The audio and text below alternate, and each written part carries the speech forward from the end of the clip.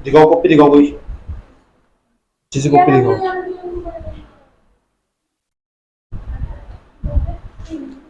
देखो कहां तक पढ़ लिया हम, ये चुप हो जाओ, कहां तक पढ़ लिया हम और क्या क्या पढ़ लिया।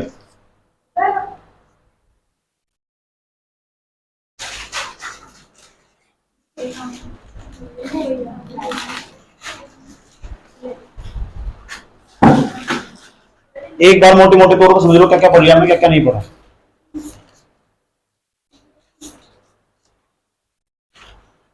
एक दिन तो सिलेबस समझा था हमने पूरा का पूरा, ये पूरा सिलेबस समझा था, एक एक टॉपिक पर बात कर ली, फिर सिलेबस लिखवाया तुम। अर्थशास्त्र बता दे किसे कहते हैं, हेलो इधर, अर्थशास्त्र, अर्थशास्त्र बता दे किसे कहते हैं, बट अर्थशास्त्र समझाते किसे, सुन चुप हो जाओ, देख लो अर्थशास्त्र समझाते किसे कहते हैं, वस्तुओं और सेवाओं के उत्पादन और वितरण से संबंधित, ठीक, वितरण से संबंधित संबंध रखने वाला जो सामाजिक विज्ञान और अर्थशास्त्र कहते हैं, ये पढ़ाया था, लिखवाया था बहुत अच्छी तरह। अर्थशास्त्र के दो प्रकार हो, एक तो अर्थशास्त्र मतलब एक माइक्रो इकोनॉमिक्स, एक मैक्रो इकोनॉमिक्स। माइक्रो इकोनॉमिक्स हो जिसमें इंडिविजुअल लेवल पे पढ़ते हैं, और मैक्रो इकोनॉमिक्स हो जिसे हम कंट्री लेवल पे पढ़ते हैं, तो वो मैक्रो इकोनॉमिक्स हो, और हम मैक्रो इकोनॉमिक्स ही पढ़ रहे हैं हकीकत तो ये है। उसके बाद बताया तुम अर्थव्यवस्था किसे कहते हैं, अर्थशास्त्र अलग हो, अर्थव्यवस्था अलग हो। एक्चुअली में हम अर्थशास्त्र नहीं पढ़ते, अर्थव्यवस्था पढ़ते हैं, अर्थशास्त्र के अंदर ही अर्थव्यवस्था, ठीक। अर्थव्यवस्था के प्रकार बताए थे, खुली अर्थव्यवस्था, बंद अर्थव्यवस्था और मिश्रित अर्थव्यवस्था, और हमने ये भी समझाया था खुली अर्थव्यवस्था और बंद अर्थव्यवस्था और मिश्रित अर्थव्यवस्था में क्या क्या अंतर हो, और भारत ने कौन कौन से समय को कौन कौन सी अर्थव्यवस्था अपनाई, समझाया था कि नहीं समझाया था, ये तो समझाया था, ठीक है, सुनने वाला भी ध्यान रखना। उसके बाद हम आए थे इस टॉपिक पर, मैंने कहा था ये समझ लेना पूरी इकोनॉमिक्स के अंदर ना सबसे महत्वपूर्ण टर्म प्रोडक्शन, उत्पादन किसे कहते हैं। उत्पादन का होता है एक ऐसी प्रक्रिया जिसके अंतर्गत हम कच्चे माल को ना उत्पाद माल में परिवर्तित करते हैं, ऐसी प्रक्रिया उत्पादन कहलाती है, ये तो बताया गया था। उसके बाद भूमि बताया था, ये छोटे छोटे एग्जाम्पल दिए, और मैंने कहा कि जो भूमि है ना, भूमि के लिए हम किराया चाहिए, श्रम के लिए हमें मजदूरी चाहिए, पूंजी के लिए हमें ब्याज चाहिए, और उसके बाद उद्यमी के लिए हमें क्या चाहिए, लाभ। उद्यमी तो लाभ चाहिए होगा, प्रॉफिट। जब ये चारों के चारों एक छत के नीचे इकट्ठा होंगे तो प्रोडक्शन की जो प्रोडक्शन है ना उसका प्रोसेस स्टार्ट हो जाएगा, उसकी क्रिया प्रारंभ हो जाएगी, जब चारों के चारों एक ही छत के नीचे इकट्ठा हो जाएंगे, ठीक। उसके बाद बताया गया था कि जो सबसे महत्वपूर्ण है वो उद्यमी हूँ, और भारत के अंदर ना उद्यमी मानसिकता का अभाव, मैडम इधर देख लो, भारत के अंदर ना उद्यमी मानसिकता का क्या है, अभाव। उसके बाद ये बताया था एक साल के अंदर एक देश में एक, मान लो एक साल में एक देश के अंदर एक पेन का उत्पादन हुआ, केवल एक पेन का उत्पादन हुआ, कितने का। उसके बाद भूमि के लिए कितने, मान लो हमने जो जहाँ पेन का उत्पादन हो रहा था ना जिस छत के नीचे, उस भूमि के लिए हमने 2 रुपए दिए, रेंट पे करते हैं उसे, श्रम के लिए 2 रुपए मजदूरी। मान लो छोटे छोटे उदाहरण लेके बड़े बड़े उदाहरण समझे जा सकते हैं, ये इकोनॉमिक्स का एक रूल हो समझने का, अगर समझना चाहते हैं, नहीं तो किताबों में बहुत टेक्निकल तरीके से लिखा हुआ और कभी समझ नहीं पाना कि जटिल हो जाएगा, ठीक। और मेरा काम यही है, टीचर का काम ही यही हो कि जो जटिल जटिल हो ना कंटेंट, उसे आसान शब्दों में सरल बनाकर तुम्हारी भाषा में पेश करना, ये उसका काम है, समझ में आया। उसके बाद टोटल 8 रुपए का उत्पादन हुआ। अब जो मार्कर था ना उससे बनने की जो लागत थी टोटल आई उसमें 8 रुपए। अब ये सवाल होगा कि जिस देश के अंदर हम 8 रुपए ना उसका मार्केट प्राइस होगा, चुपचाप बैठ जाओ शांति के साथ, समझिए, तुम पूरे दिन तुम्हारा मुंह थकता नहीं क्या खाते पीते। तो देश के अंदर 8 रुपए का उत्पादन हुआ, तो जो 8 रुपए का उत्पादन हुआ ना वो सब फैक्टर कॉस्ट कहते हैं। फैक्टर कॉस्ट का मतलब हो साधन लागत, और साधन लागत पर हम कभी भी किसी वस्तु को बेच सकते हैं, ठीक, क्योंकि उसके बाहर ना उस देश की सरकार उस वस्तु को पक्का टैक्स लगाती है। अगर टैक्स नहीं लगाएंगे ना, मैंने कहा वस्तु का प्राइस कितना, वस्तु कितने रुपए बेचा जाएगा, तो कोई कोई बच्चा कहेगा 8 रुपए में, कोई कहेगा 10 रुपए में। अगर सरकार ने टैक्स लगाया होगा 2 रुपए का, तो वस्तु का जो दाम होगा वो 10 रुपए होगा, उसको मार्केट प्राइस कहते हैं। किसी किसी देश में क्या हो, सरकार टैक्स नहीं लगाती तो क्या हो, वहां साधन लागत और बाजार मूल्य लगभग दोनों बराबर हो, मार्केट प्राइस हमेशा बराबर हो। लेकिन यह बात हमेशा याद रखनी होगी, बाजार मूल्य हमेशा साधन लागत से ज्यादा हो, जो होगा ना मार्केट प्राइस, वो कॉस्ट जो हमारा कॉस्ट प्राइस हो उस समय से ज्यादा होगा, ये खास बात याद रखनी होगी। ये बताया था बाजार मूल्य ज्यादा होगा साधन लागत से, ठीक। उसके बाद उत्पादन बताया था, उत्पादन और आय हम कहने लगे, मान लो एक देश के अंदर एक साल में 100 रुपए का उत्पादन हुआ, तो इसका मतलब उस देश की आय 100 रुपए। जितना उस देश के अंदर उत्पादन होगा ना एक साल के अंदर, उसकी भौगोलिक सीमाओं के भीतर, वही उसका क्या कहलागी, आय कहलागी, और उत्पादन ही आय हो। और जितनी उसकी आय होगी इतना ही तो खर्चा करने वाला। तो उत्पादन, आय और व्यय एक ही सिक्के की तीन पहलू है। मान लो देश के अंदर 8 रुपए का उत्पादन हुआ तो 8 रुपए देश की आय होगी। 8 ही रुपए ना देश के अंदर खर्च होने वाले। आज हम किस प्रकार से खर्च करते हैं वो दो तरीके बताए थे। एक तो हम करते हैं पूंजीगत व्यय, एक करते हैं राजस्व व्यय। हमने अपने हिसाब से समझा, फिर हमने कंट्री लेवल पर समझा, छोटा छोटा उदाहरण लिया, इस तरह करके मैंने कहा ये हमारा व्यय होगा। कौन से प्रकार से हम व्यय कह सकते हैं, खर्चा कह सकते हैं, कौन सा हम भुगतान कह सकते हैं। जहां हमें बेनिफिट होने वाला होगा उसे हम भुगतान कहेंगे। एक अपवाद भी देखा था, भिखारी को 1000 रुपए का नोट दिया, आया समझ, वो दुआई देगा, वो एक एक्सेप्शन केस, वो एक एरर, त्रुटि है, वो गलती है, ऐसा कह सकते हैं। समझा था कि नहीं समझा था? उसके बाद मैंने कहा जो उत्पादन होगा ना, मान लो देश के अंदर 100 रुपए का उत्पादन हुआ, अगले साल उत्पादन बढ़ चुका, 110 रुपए का हुआ। उसके बाद इधर भी इसका मतलब देश की आय कितनी हुई, 110 रुपए। तो कितना रुपए एक्स्ट्रा इनकम हुई, 10 रुपए, उसे बोलते हैं अतिरिक्त आय। और देश का ग्रोथ रेट बढ़ना बहुत जरूरी है। कोरोना काल में माइनस के 23%, तो अंदाजा लगा सकते हो 0% भी उत्पादन नहीं हुआ, जो है था ना उसके भी नीचे चला गया। ठीक, लेकिन जो ना उत्पादन बहुत जरूरी, जितने हमारा आर्थिक उद्देश्य है ना उनके लिए जरूरी हमारे देश के अंदर अधिक से अधिक उत्पादन हो। जितने भी हमारे आर्थिक उद्देश्य है उनके लिए जरूरी होगा हमारे देश के अंदर ना अधिक से अधिक मात्रा में उत्पादन हो। उत्पादन ना हमारे आर्थिक उद्देश्य को पूरा करता है। अब तुम्हें ये पता होना चाहिए कि आर्थिक उद्देश्य किसे कहते हैं। गरीबी, भूखमरी, असमानता। असमानता जो हमारे यहाँ ना क्षेत्रीय असमानता पाई जा। अभी मैं नीति आयोग का रिपोर्ट पढ़ रहा था, थोड़ी देर पहले एक मैगजीन पढ़ रहा था। मैगजीन में मुझे मिला वहां एक निर्यात इंडेक्स नीति आयोग का, उसमें लिखा हुआ था साफ साफ कि गुजरात न नंबर 1 पर, गुजरात न इतना प्रोडक्शन वस्तु का इतना अधिक मात्रा में उत्पादन कर रहा है कि वो ना बाहर निकाल के बेच रहा है दूसरे देशों में वस्तु। अंदर लगा लो, केवल गुजरात ही क्यों, उत्तराखंड क्यों नहीं, मध्य प्रदेश क्यों नहीं, अंदर के जो कंट्री है। तो इसका मतलब गुजरात इसलिए पावरफुल बनता चला गया। इसका हम बोलते हैं क्षेत्रीय समानता। बिहार देखो कितना पीछे रहेगा, गुजरात का देखो तेजी के साथ कैसे विकास हुआ। इस तरह करके हमारे यहाँ क्षेत्रीय असमानता पाई जाती है, वो भी आर्थिक उद्देश्य का ही भाग है। समझ लो, ये हमारे आर्थिक उद्देश्य, गरीबी, भूखमरी, बेरोजगारी, असमानता, असमानता क्षेत्रीय असमानता हमारे यहाँ। गोवा का प्रति व्यक्ति आय न 1,34,000, बिहार का 45,000, अंदाजा लगा सकते हो, इसे क्षेत्रीय असमानता कहते हैं। ठीक, इसके बीच का जो गैप है ना ये भरना बहुत जरूरी है। ये तुम्हारे आंखें खोल देगा इस तरह। उसके बाद हमारे इससे क्या होगा, जो अतिरिक्त आय हमारे यहाँ सर्जन हो 10 रुपए, वो ना गरीब की जेब बन जाता, वो अमीर की जेब में चला जा। इससे क्या हो, अमीर अमीर बनता चला जा, गरीब गरीब रह जा। हमारे यहाँ प्रोडक्शन की समस्या रही नहीं कभी, उत्पादन की समस्या नहीं, हमारे वितरण की समस्या। उत्पादन तो क्योंकि हमारा तो उत्पादन लगातार बढ़ ही रहा।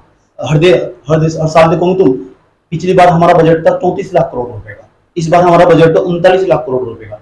तो बजट तो बढ़ा ना हमारा। जब इसका मतलब इस बार पिछले साल हमने 34 लाख करोड़ रुपए खर्च करते, इस बार हम 39 लाख करोड़ रुपए खर्च करने वाले। इसका मतलब हमारा जीडीपी बढ़ रहा। जीडीपी बढ़ने का मतलब हमारे देश के अंदर अतिरिक्त आय का सर्जन हो रहा, लेकिन वो ना अमीर लोगों की जेब में जा रहा, गरीब लोगों की जेब में जा रहा। होना ये चाहिए कि जो अतिरिक्त आय का सर्जन हुआ वो गरीब लोगों की जेब में चला जाए। आज सरकार इसके लिए तमाम प्रकार की पॉलिसी बनाई और पूरी दुनिया की सरकार इस मामले में देख लो। ठीक, ध्यान मैंने कहा हमारे देश के अंदर भ्रष्टाचार है उसकी जड़ें इतनी गहरी, उसने ना देश को दीमक की तरह खोखला कर दिया। अपने नोट्स में लिखा है भारत के लोग इतने भ्रष्ट है, उनके डीएनए में भ्रष्टाचार है। सोच लो, पैदा होता नहीं ना, अगर किसी का बाप आर्मी में ना तो ये कहना स्टार्ट कर देगा पक्का मेरा बेटा आर्मी में लगवा दूंगा मैं, यानी लगवा दूंगा। क्या मतलब, इस तरह का सेंस। सोच सकते हो कितना भ्रष्टाचार है। इसका मतलब पैदा नहीं हुआ अभी, ठीक है, माता के पेट में ही अभी, तब भी उसको बातचीत करके कहता है टेंशन न ले, मैंने तुझे अपने डिपार्टमेंट में सेट करवा दूंगा। इतना भ्रष्टाचार है। इसलिए मैंने देखा भारत के ना लोगों के डीएनए में भ्रष्टाचार है। ठीक, चलो यहाँ तक तो सही है। जब मैं पुराने अर्थशास्त्री को पढ़ता हूँ, महबूब हक अली पाकिस्तान के बहुत बड़े अर्थशास्त्री रहे। ठीक, जब मैं इन्हें पढ़ता हूँ तो उन्हें पढ़ने के बाद पता चलता, कहते हैं जितने भी पश्चिमी देश है इधर के, उनके यहाँ आर्थिक उद्देश्य क्यों नहीं पूरे हुए, उन्हें भ्रष्टाचार नाम का कोई शब्द ही नहीं है।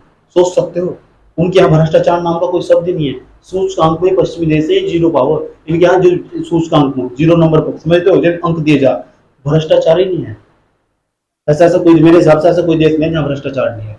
समझ, लेकिन सोच सकते हो मैं अपने जब मान लिखते हैं ना, उनके यहाँ समस्या क्या है, ये योजना स्कीम लागू क्यों नहीं, उनके यहाँ भ्रष्टाचार नाम का कोई शब्द ही नहीं है। उन्होंने परिभाषा से गायब कर दिया। इतना कम मात्रा में भ्रष्टाचार है। भारत को ना पश्चिमी देशों से सीखना चाहिए कि वे जो पश्चिमी देश वे चाहे हमारे जितने भी सूचकांक आते हो, वैश्विक स्तर पर जितने भी सूचकांक आते हैं ना, उनमें उनका स्थान हमेशा ऊपर पाया जा रहा है। अभी ग्लोबल जेंडर गैप रिपोर्ट आई नहीं, ग्लोबल जेंडर गैप रिपोर्ट आई, उसमें देख लो भारत की स्थिति कितनी खराब थी। आज समझ सकते हो 146 देशों की लिस्ट में हम 135वें स्थान है। हद तो जब हुई उसमें जब स्वास्थ्य के स्तर पर हम 146वें नंबर पे है, मुझे देख के बहुत खुशी महसूस हुई। ऐसा समझ लो।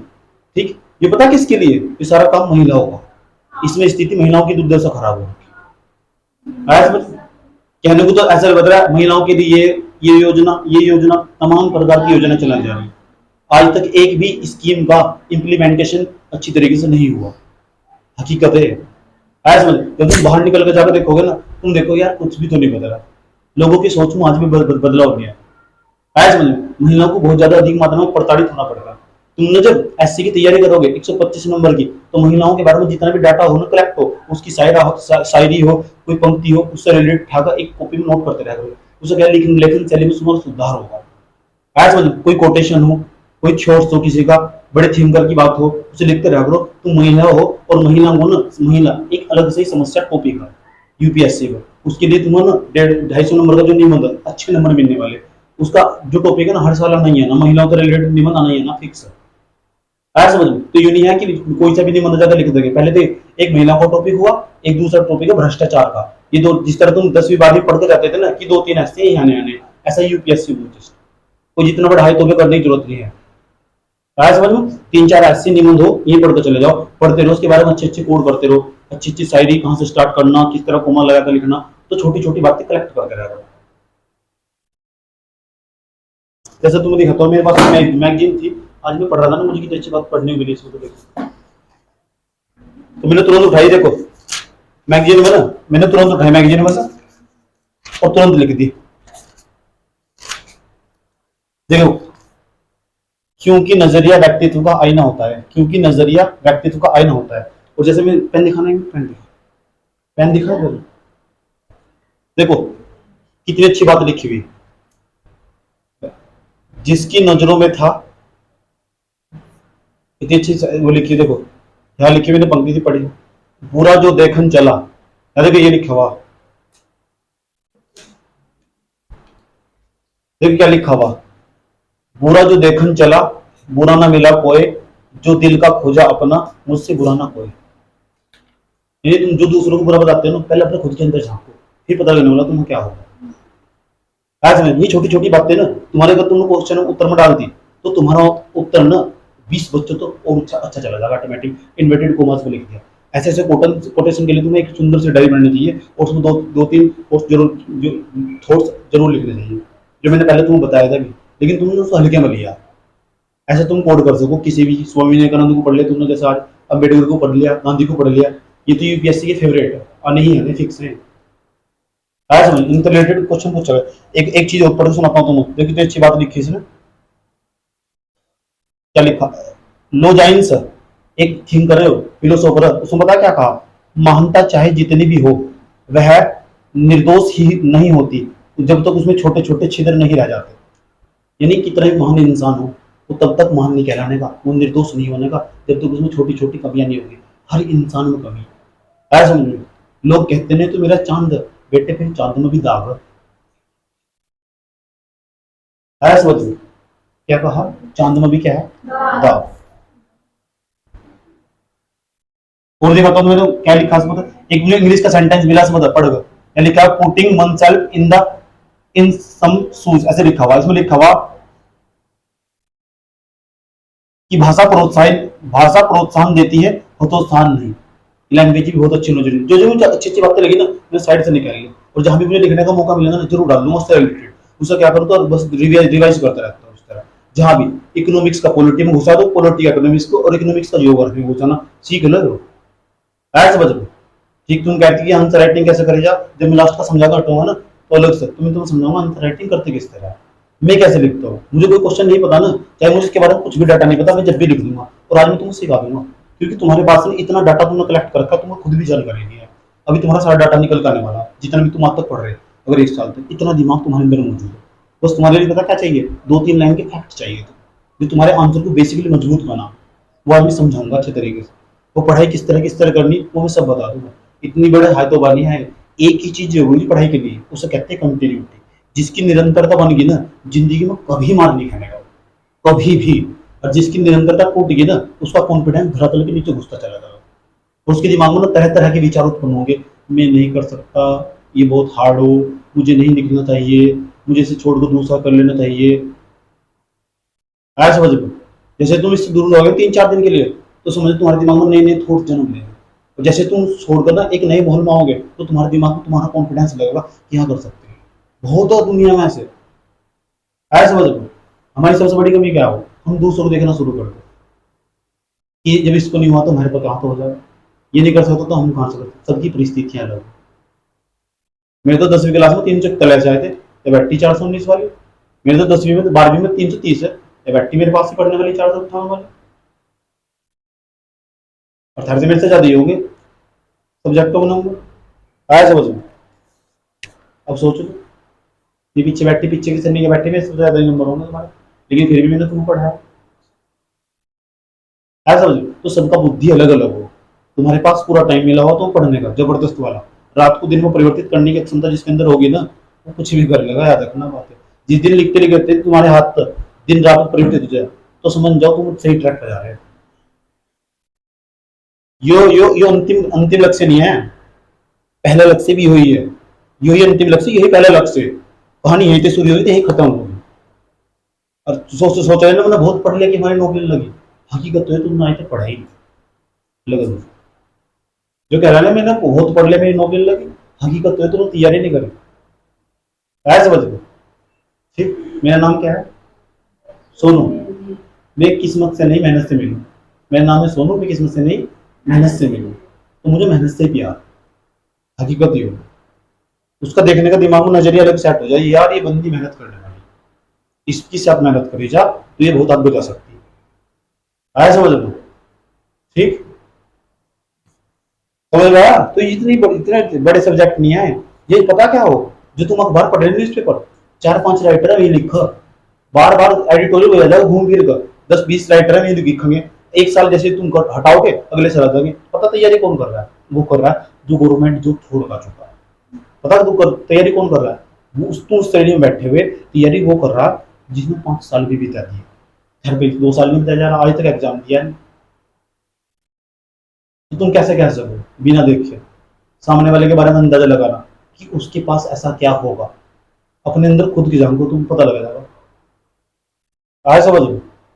ठीक, तो सेल्फ मूल्यांकन करना सीखो, स्वयं के जज बनना सीखो कि क्या चीज सही है क्या चीज गलत है। पढ़ाई के लिए टाइम निकालना जरूरी। अगर तुमने एक भी दिन में पढ़ाई नहीं करी तो मेरा खुद का, मैं बता रहा हूँ तुम्हें, इतना बिजी रहता हूँ, मेरे घर में तो कोई बिजी नहीं रहता होगा। लेकिन बताओ हकीकत क्या है, मैं बहुत चालाक हूँ। कहा समझ लो, मैं चलता चलता भी 8 लाइन सीख लूँ। मैं सोच लूँ बाहर में, जैसे मैं किसी से बात कर रहा है, मैंने कहा आज ये लाइन ना मुझे घर जाकर कोड करनी। जैसे मैं अपने पेरेंट्स से भी बात कर रहा ना, क्योंकि मैं लिखूं ही तो ना 4-5 क्वेश्चन मेरे ठीक से लिखने मुझे, तो मुझे पता लग रहा है मैंने घर वालों से बात कर रहा। मैंने अपने घर वालों से बात करा, मैंने कहा चलो केदारनाथ घूमने जा रहे।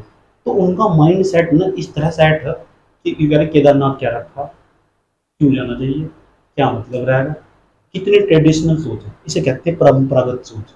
वो भी भारत के अंदर आज तक विद्यमान है। पुरानी जनरेशन में, इस जनरेशन में ये होता है, पहले बता चुका था।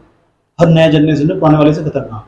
वे 5 मिनट भी बर्बाद नहीं करते, 5 रुपए बचाने की कोशिश करते हैं। आया समझ में? और हम 5 रुपए बचाने की कोशिश करते, 50 रुपए बर्बाद कर देते। हमारे लिए समय कीमती, उनके लिए समय कीमती नहीं है। आया समझ में? अंतर। मैंने कहा जो तुम्हारे पूर्वजों के पास संपत्ति ना, वो पेट काट काट कर बचेगी तो वहां तक भी सीख के जा सकते हो। जब मैं रोड पर चल रहा हूँ ना, आईएएस की तैयारी ऐसे थोड़ा ही हो। आईएएस की तैयारी पता कैसे हो? रोड पर चल रहे ना, पता लग गया ना रोड में खड्डे दिखाई दे रहे, ये इंफ्रास्ट्रक्चर खराब है यहाँ का। अच्छा, ये अवसंरचना को कुछ भी तो नहीं हुआ। देश के अंदर जो आधारभूत संरचना वो आज भी ऐसी है। तो जब तक किसी से बात करते हुए और इंटरलिंकिंग डेवलप नहीं होती, इसका मतलब तुम पढ़ ही नहीं रहे थे। हकीकत तो ये हो, जो बच्चा 7-8 घंटे पढ़कर हटेगा ना, वो दुनिया में ना हर चीज को उसका देखने का नजरिया बदल जाएगा। पानी डाल लगा ना सर पर, तो उस पानी से संबंधित जितने कानून में भी दिमाग में आ जाएंगे उसके। समझ ये बात है? पानी से संबंधित भारत के अंदर कौन सी संस्थाएं भी इसके दिमाग में आ गई, और राष्ट्र से संबंधित कौन सी संस्थाएं भी इसके दिमाग में आ गई। आया समझ में? धारा ऐसे दिखाई देगी पानी के सिर को, बालों को ऐसे लगेगा कि जोग जल प्रपात है भारत के अंदर। हकीकत है यार, मैं अपना पर्सनल बता रहा हूँ तुम्हें। जब हमारे यहाँ जो बाथरूम है ना मेरा, जब मेरी हालत यार हो रखी थी, मैं ऐसे डालता था ना पानी, तो वहां प्लास्टर फटा हुआ था बाथरूम के अंदर, तो मुझे भारत का नक्शा नजर आता है। हकीकत बता रहा हूँ, इतनी बुरी हालत हो जाए पढ़ते पढ़ते। समझ रहा? अब बता क्या है कैसे हालत हो जा, इतना भी मैंने टाइम बचाया पढ़ने के लिए। सही बता रहा हूँ, मैंने मोबाइल घर वालों से पूछ लेना मेरे कभी बैठ के, मोबाइल फोन चल रहा है ना, गाना छोड़कर अपना जो मेरा फेवरेट चीज है मैंने बंद कर दिया। 1.5-2 साल तक गाना बंद रखा है, उसकी जगह उसमें करंट अफेयर या हिस्ट्री का वीडियो चला कर रखा है। सोच सकते हो तुम, काम भी कर रहा है तो साइड से। ठीक, तो ये तो बहाने हो कि मुझे पढ़ना नहीं, ये नहीं करना। जिसके अंदर लगन होगी ना, सब चीज उसके लिए वही उपस्थित हो जाएगी। और जिसके अंदर लगन नहीं होगी ना, जो चीज तुम्हारे पास है भी ना, वह भी आकर चली जाएगी। ऐसे वजह, जो चीज तुम्हारे पास मौजूद है ना, वह भी आकर चली जाएगी। शनिवार है हो, क्या है? सब हकीकत बता रहा हो तुम्हारे। तो सबसे पहले लगन डाल लो अपने अंदर। ठीक, पहले अपने आप का सेल्फ मूल्यांकन करो कि तुम इसके लायक भी हो नहीं है। अच्छा, ये भाई जी जो समझा रहे मेरी समझ में आ रहा है, पुंजीगत राजस्व तो समझ में आ रहा, तो तैयारी कर रहा है थोड़ा गवर्ड। देख घर जाकर फिर आंसर राइटिंग कैसे करनी, देख तू 3 की जगह तू 4 क्वेश्चन कैसे लिख सको। अच्छा, पड़ोस वाली तो 4 लिख रही, अच्छा तो तू फिर 5 लिख ले भाई, क्योंकि तुझे आगे जाना। पड़ोस वाली तो मेरे दोस्त रोज डेली 5 लिखा, तो तू फिर 8 लिख ना। मेरे दोस्त तो 10 लिखा, तो तू फिर 12 लिख। फिर ये तो कंपटीशन है। आज तो कभी लिखे 10 क्वेश्चन लिखे किसी ने, 5 लिखे एक साथ बैठ कर लिखे, किसी ने लिखूंगा 5 क्वेश्चन एक साथ बैठ कर। वे नहीं जो क्लास में अलग से करंट से रिलेटेड जिस दिन लिखते उस दिन बता दी, मुझे पता लगा था। और बिना देखो बता दो कौन सा लिखो, एक क्वेश्चन बिना देख के लिखते हो तुम, और उसमें 40 मिनट लगाते हो सोच कर। और वो जो लिख कर हटते होंगे ना, मुझे लगा यही सबसे बद्दा क्वेश्चन लिखा, यही सबसे बद्दा क्वेश्चन। क्या तुम क्या आंसर है मुझे पता नहीं, जो तुमको बीती हो मेरे को कई साल पहले बीत चुकी। स्क्रीन शॉट ले लेकर, एडिटोरियल के रोक रोक कर, काट काट कर, ये लाइन अच्छी रहेगी लिख लो। वो लाइन जब तक तुम्हारे दिमाग में खुद नहीं आने ना, उसे बंद करोगा। बंद करने के बाद एडिटोरियल को ये पढ़ा बंद साइड से, आज डाटा सिर्फ अपने दिमाग का चला रहा, चाहे लग जाए पूरा 1 घंटा। ऐसे एडिटोरियल की प्रैक्टिस करनी, ऐसे बदल ऐसे प्रैक्टिस करनी ये संस्था। क्योंकि तुम पता क्या है, तुम आउटपुट पर नहीं ध्यान दे रहे ना। कहने को कह रही कि मैं 8 घंटे पढ़ ली, अच्छा अब मुझे बंद कर। मैं पता क्या करूँ, मैं मैगजीन पढ़ रहा था कल रात में, मैगजीन पढ़ रहा था बैठा बैठा, 2 टॉपिक मैंने पूरे पढ़ लिए। जैसे मैं 2 टॉपिक पूरे पढ़ लेना, पता क्या हुआ, मैंने कहा यार मुझे नहीं लगता मैं टाइम बर्बाद कर रहा। अच्छा, मैंने रख दिया इस पर, इसमें लास्ट में क्वेश्चन लिखवा था। मैंने कहा चल बता, इस क्वेश्चन तेरे तो पूछ लिया तो उसका उत्तर कैसे लिखूंगा। अच्छा, मैंने कहा यार इसमें इंट्रोडक्शन में लिखूंगा, और इसमें मुझे आलकस आ रहा था तो आलकस भी ज्यादा पढ़ लिया था, पढ़ता लिखते लिखते हाथ थक गए थे। तो मैं लेटते हुए मैंने क्वेश्चन का उत्तर सोचा कि इंट्रोडक्शन में क्या डालूं और बॉडी पार्ट में क्या डालूं, और यह हेडिंग अच्छी रहेगी और ऐसा डायग्राम अच्छा रहेगा और नीचे लास्ट में डिस्कस रहेगा। तो फिर मैं होशियार क्यों ना हूं, बताइए जरा मुझे। तुम सोचोगे भी इस तरह, तुम बता क्या सोचेंगे, आज मेरी बात नहीं हुई तो मैं मर जाऊंगी, आया समझ लो, बेबी तो मुझे छोड़ जाएंगे। तो सोच लो, ये तो 4-5 दिन की चौंचलेबाजी हो, लंबे समय तक पता कौन साथ दे, किताब साथ दे। ये अगर ये पास है ना तो बाकी सब चीज खास है, नहीं तो अगर ये पास नहीं है तो बाकी सब बकवास है। समझ लो, जिस दिन तुम इससे दूर जाओगे ना, तो तुम्हारा कॉन्फिडेंस खुद ही ऑटोमेटिक लेवल, जैसे तो तुम दूर जाओगे ऐसे ऐसे तुम्हारा ग्राफ नीचे जाता चलेगा। तुम दूर नहीं जाओगे, तुम गहराई में भी जाओगे। इससे दूरियां डायरेक्ट गहराई की समानुपाती, जैसे जैसे दूरियां बनाओगे इसकी समानुपाती बढ़ती चली जाएगी, गहराई में तुम्हारी धसती चली जाएगी, कॉन्फिडेंस धरातल में घुस जाओगे। अभी तुम्हारी एज कुछ भी नहीं है, 20-22 साल की, मेरे से पूछ कर देखो एज का इफेक्ट क्या है। ऐसे समझ में मुझे अपनी कितनी फिक्र हो, ऐसे मेरी उम्र 22 साल की है।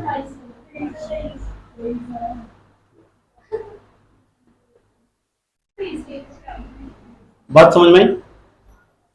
तो मन नहीं तोड़ना अभी तो बनाएंगे कुछ।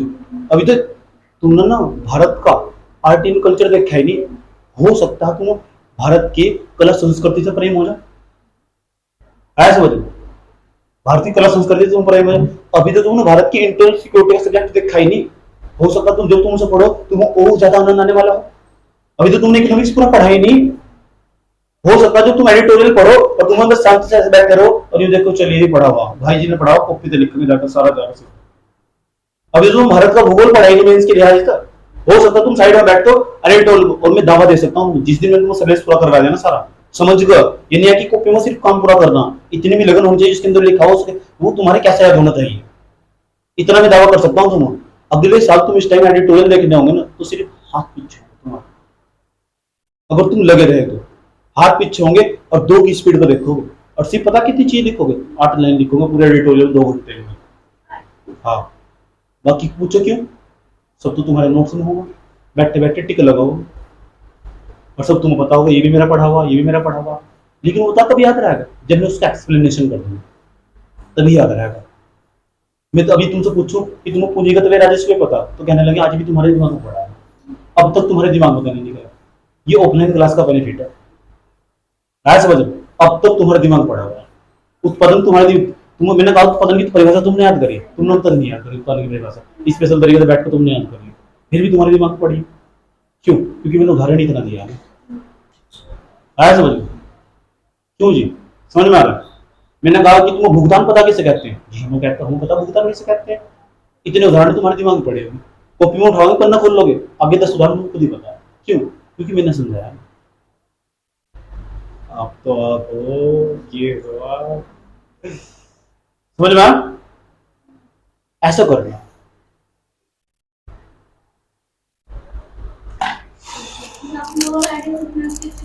तो जो ask me anything, any question, आज तुम मेरे से क्वेश्चन पूछो, मैं इसको उत्तर दूंगा। बताओ, डॉलर वाला कि डॉलर आरबीआई ने अपनी जो आरबीआई की मॉनेटरी पॉलिसी हो ना, उसे कहते हैं मौद्रिक नीति, उसमें बदलाव करते हुए डॉलर को नकारते हुए और जो भारतीय रुपया करेंसी उसे अनुमति देती है, हम ट्रेड कर सकते हैं। ठीक, तो जब तक तुम्हें ना ये नहीं पता चलने का कि आरबीआई की मॉनेटरी पॉलिसी क्या हो और जो भारत सरकार की पॉलिसी उसकी क्या पॉलिसी हो, तो कैसे समझ में आना? सिर्फ ऊपर ऊपर की सूचनाएं कलेक्ट करोगे, आज ये हुआ। भारत आरबीआई करती क्या है, आरबीआई को जब तक पूरा उसका स्ट्रक्चर नहीं पढ़ने, कैसे पढ़ लो उसको? तो सब चीजें अधूरा ना, कहाँ आया, क्यों आया, कौन से स्थिति में, ये तो इकोनॉमिक्स में पढ़ने वाले। एडिटोरियल तुम्हें इसलिए कराया जा रहा है, उसमें क्वेश्चन देखने को मिलते हैं मेंस के, तुम उसको बहुत ध्यानपूर्वक देखे करो कि यूपीएससी पूछ क्या रहा।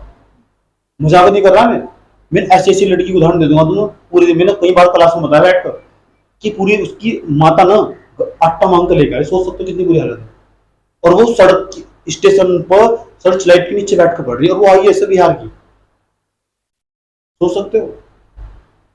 वो आईएएस पता कौन बना, कौन इंसान कामयाब हो, जिसके अंदर किसी चीज को पाने की लगन हो, ललक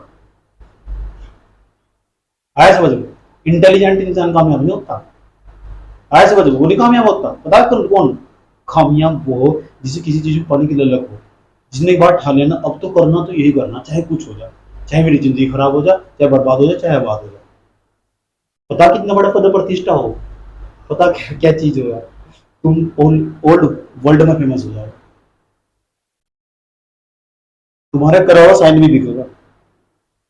इतने बड़े एग्जाम को तुम पढ़ने जा रहे हो, और हकीकत बताऊं तुम्हें, क्लियर होगा तो अच्छी बात है, नहीं हुआ ना तो इतनी गारंटी दे रहा तुम इंसान होना छोटा हो जाएगा।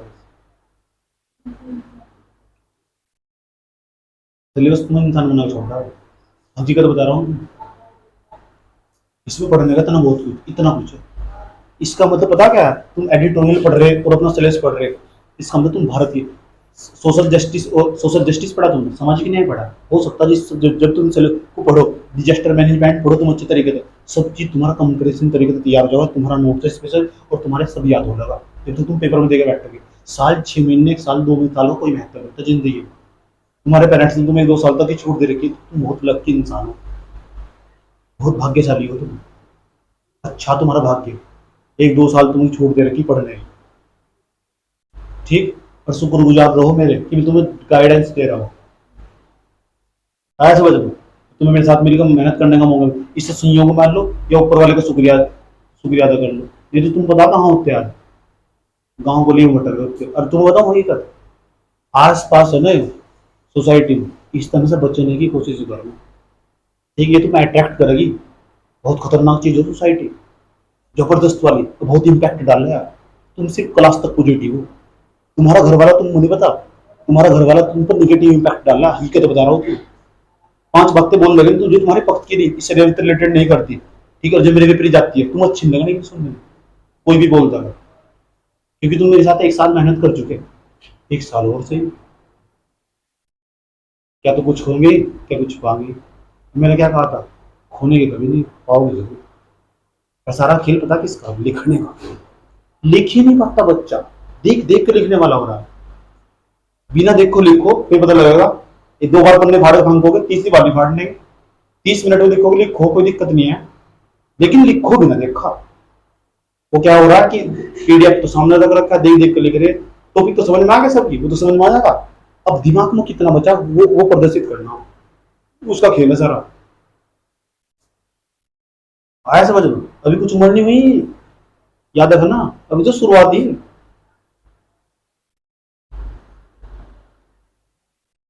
समझ में आया? एक मेहनती इंसान को मैं क्या बता सकूं, ये बता सकूं कि मेहनत कैसे करी जाए। कोई दिमाग ऊपर से उतारने वाला होगा, एक एक 5-5 मिनट का टाइम टेबल सेट हो रहा है, 5-5 मिनट का, समझ सकते हो? 1-2 साल में जबरदस्त तरीके से बिता कर देखो, जिंदगी बन जाएगी तुम्हारी, हकीकत बता रहा हूँ तुम्हारी। एक बार तुम एग्जाम निकाल कर, पीरी का भी निकाल कर, पीरी का जिस दिन निकाल लिया तो उत्तराखंड की सरकार देगी 50,000 रुपए। सरकार कहती है ना, जो उसकी पीरी निकाल कर जो मेंस में जाकर बैठेगा तो गवर्नमेंट जॉब मिल जाएगी, पंचायत सेक्रेटरी की कहीं भी दे देंगे। लेकिन हकीकत बताऊं, जो एग्जाम निकाल कर जाएगा ना, वो इनमें उलझता ही नहीं, उससे धीरे धीरे अपने पर विश्वास हो सका कि मैं लिख सकूं, और मेरी समझ में टॉपिक आने स्टार्ट हो गई। जब तुमने पहली बार एडिटोरियल पढ़ा होगा ना, तुम हवा भी नहीं हो आई थी। सारा खेल प्रैक्टिस का, सारा खेल प्रैक्टिस का। जिसकी प्रैक्टिस जबरदस्त है ना, जिंदगी में कभी मान नहीं खाएगा। और दूसरा खेल पता खाएगा, निरंतरता का। और उनमें सबसे पहले और लगन खुद की कि मुझे यही करना, जो ये वो चीज जो मेरी समाज में प्रतिष्ठा वापस लौटागा, जो मेरी खो गई थी, यही वह चीज है, यही वो सिलेबस है। क्या समझ लो, और यही सिलेबस हो, यही वो जॉब जिसके लिए मैंने कभी इधर उधर ध्यान नहीं गया, इसके लिए ही मैं बनी हुई हूँ, या इसके लिए बना हुआ हूँ। आया समझ में? तो फिर वो नए नए विकल्प कर लगा, ऐसा नहीं करनी आंसर राइटिंग, अच्छा डायग्राम ऐसा बना दो, ऐसा करके लिखा, अच्छा गोला बना सका, ऐसे भी करके लिखा, अच्छा ज्यादा टाइम लग रहा है तो कुछ और तरीका देखोगे। कितनी भी कोशिश कर ली, 20 मिनट लग रही क्वेश्चन लिखने में, जो भाई जी ने समझाता ना उसे 20 ही मिनट लगी, कोई बात नहीं, कुछ तो फंडा होगा। जो टोपरी हिंदी मीडियम का गया ना निकल कर, उसने कुछ तो कमाल करा होगा कॉपी में। 20 क्वेश्चन उन्होंने भी लिखे हुए, 18 रैंक उसकी, भाई 22 उसकी भी आई, 33 भी आ रखी और 13 भी आ रखी, उन्होंने कुछ तो पक्का करा होगा। यानी जब मैं 17 मिनट में लिख रही इतना मेरे याद होने के बावजूद भी, तो उसने फिर 20 क्वेश्चन कैसे लिखती है, कुछ तो कमी कर रही हूँ मैं, और कुछ तो मैं कमी कर रहा हूँ। 2 बार एग्जाम दिया मैंने, दोनों बार मुझे कुछ रियलाइज हुआ, धीरे धीरे मैं सीखता चला गया, और मुझे पता लग गया धीरे धीरे कि मुझे क्या नहीं पढ़ना था और मैं कहाँ टाइम बर्बाद कर रहा था। आया समझ में? मैं 2 साल फेल नहीं हुआ, पास हुआ मैं। मुझे ये पता लग चुका कि मुझे ये चीज पढ़नी थी। आया समझ, तो मैं पास हुआ। आया समझ में? तो मैं फेल नहीं हुआ, मैं कभी अपने आप को फेल नहीं माना, पास हुआ। मैं, मुझे पता लग चुका इस दिशा में मुझे नहीं पढ़ना, ये गलत डायरेक्शन है, ये चीज स्किप करनी, इतना डाटा नहीं पूछने वाला, मुझे विद्वान नहीं बनना, वो पढ़ना जो पेपर के लिए आया। आया समझ में? और थोड़ा थोड़ा अपनी पर्सनैलिटी पे मेहनत करते रहो, वो पहले होगी तुम्हारे अंदर। अच्छे अच्छे कोर्स निकालना, अपनी लैंग्वेज में डालना, अच्छी अच्छी साइटें निकालना जो तुम्हें अट्रैक्टिव बनाती है। आया समझ? जो दूसरा कैंडिडेट तुमसे बात कर रहा हो तो तुम्हें समझो, उस इंसान को उसी माहौल में समझा सको। मेरे साथ किसी की बात कर रहा हो, मैं जिस तरह का माहौल चाहूँ उस तरह का चेंज करूँगा, चाहे इंग्लिश में बात करवा लो, कोई सी भाषा में बात करवा लो, उसी भाषा में बात करूँगा उसके साथ। ऐसा तुम्हें लाना ही होगा अपने अंदर। आया समझ में? और कभी किसी को छोटा फील मत करवाओ तुमसे बात करते वक्त, ये मेरे से बात याद रखना। बोलने चाहने का जो व्यवहार है ना तुम्हारा, आज से धीरे धीरे सुधर, जब जाकर 2 साल में नहीं पहुंचोगे, एक दिन में नहीं सुधरने वाला बिल्कुल भी। उससे बेहतर होगा किसी के साथ ना बोलो, उससे बेहतर होगा किसी के साथ ना बोलो, नहीं तो तुम अपनी लैंग्वेज खराब कर रहे हो। इसका तुम्हें डिसएडवांटेज मिलने वाला, इंटरव्यू मिलने वाला, बोल ही नहीं पाओगे। ऐसा समझ में? मुझे तो एक्सपीरियंस है, मैं तो हर चीज अच्छी तरह मैनेज कर लेता हूँ, ये मेरी एक बहुत अच्छी खूबी। आज समझ में? मुझे सब चीज मैनेज करने की आदत है, बहुत बेहतरीन तरीके से। समझ में आया कि किस तरह मैनेजमेंट में मैं कभी भी फल नहीं रहा, और तुम मैनेजमेंट में विफल हो। एक तो तुम समय के प्रबंधक नहीं हो बिल्कुल भी। आया समझ में? हकीकत बताओ तुम, तुम्हारे जैसा टैलेंट कहीं भी नहीं है। हिंदी मीडियम वाला बहुत मेहनती हो, बस थोड़ा दिशा विहीन हो। वो क्या करो, आसपास इस जिस सर्कल है ना, बस इसमें घूम जाए। अभी जब गुरु गरीबी के दुष्ट चक्र पड़ने वाले हैं ना, उसको समझेंगे एक ही सर्कल में घूम जाएगा, गोल गोल गोल गोल, एक ही सर्कल में घूम जाएगा। उससे कभी बाहर निकलने की कोशिश नहीं करने का। ये सोचेगा अच्छा ये मेरी गर्लफ्रेंड है, ये मेरा फ्रेंड है, उसके चारों तरफ सर्कल बनाओ, उससे रिलेटेड क्या हो रहा, उसकी दुनिया में खोए रहना, उस वो वहां क्यों गई थी, वो वहां क्यों गया था, हमें क्या होना चाहिए, उनसे ऐसा कर दिया तो क्या होगा। है समझ में? ये सबका वहम हो कि दुनिया में उसकी लव स्टोरी यूनिक हो। है समझ में? सबका यही वहम हो।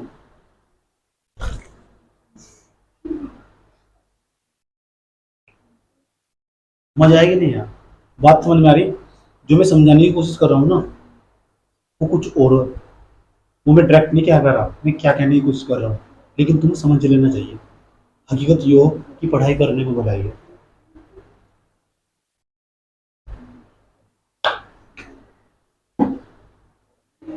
है समझ में? नहीं तो पता क्या होगा, मेरे जैसे पता नहीं कितने सोनू आएंगे और कितने चले जाएंगे। है समझ में?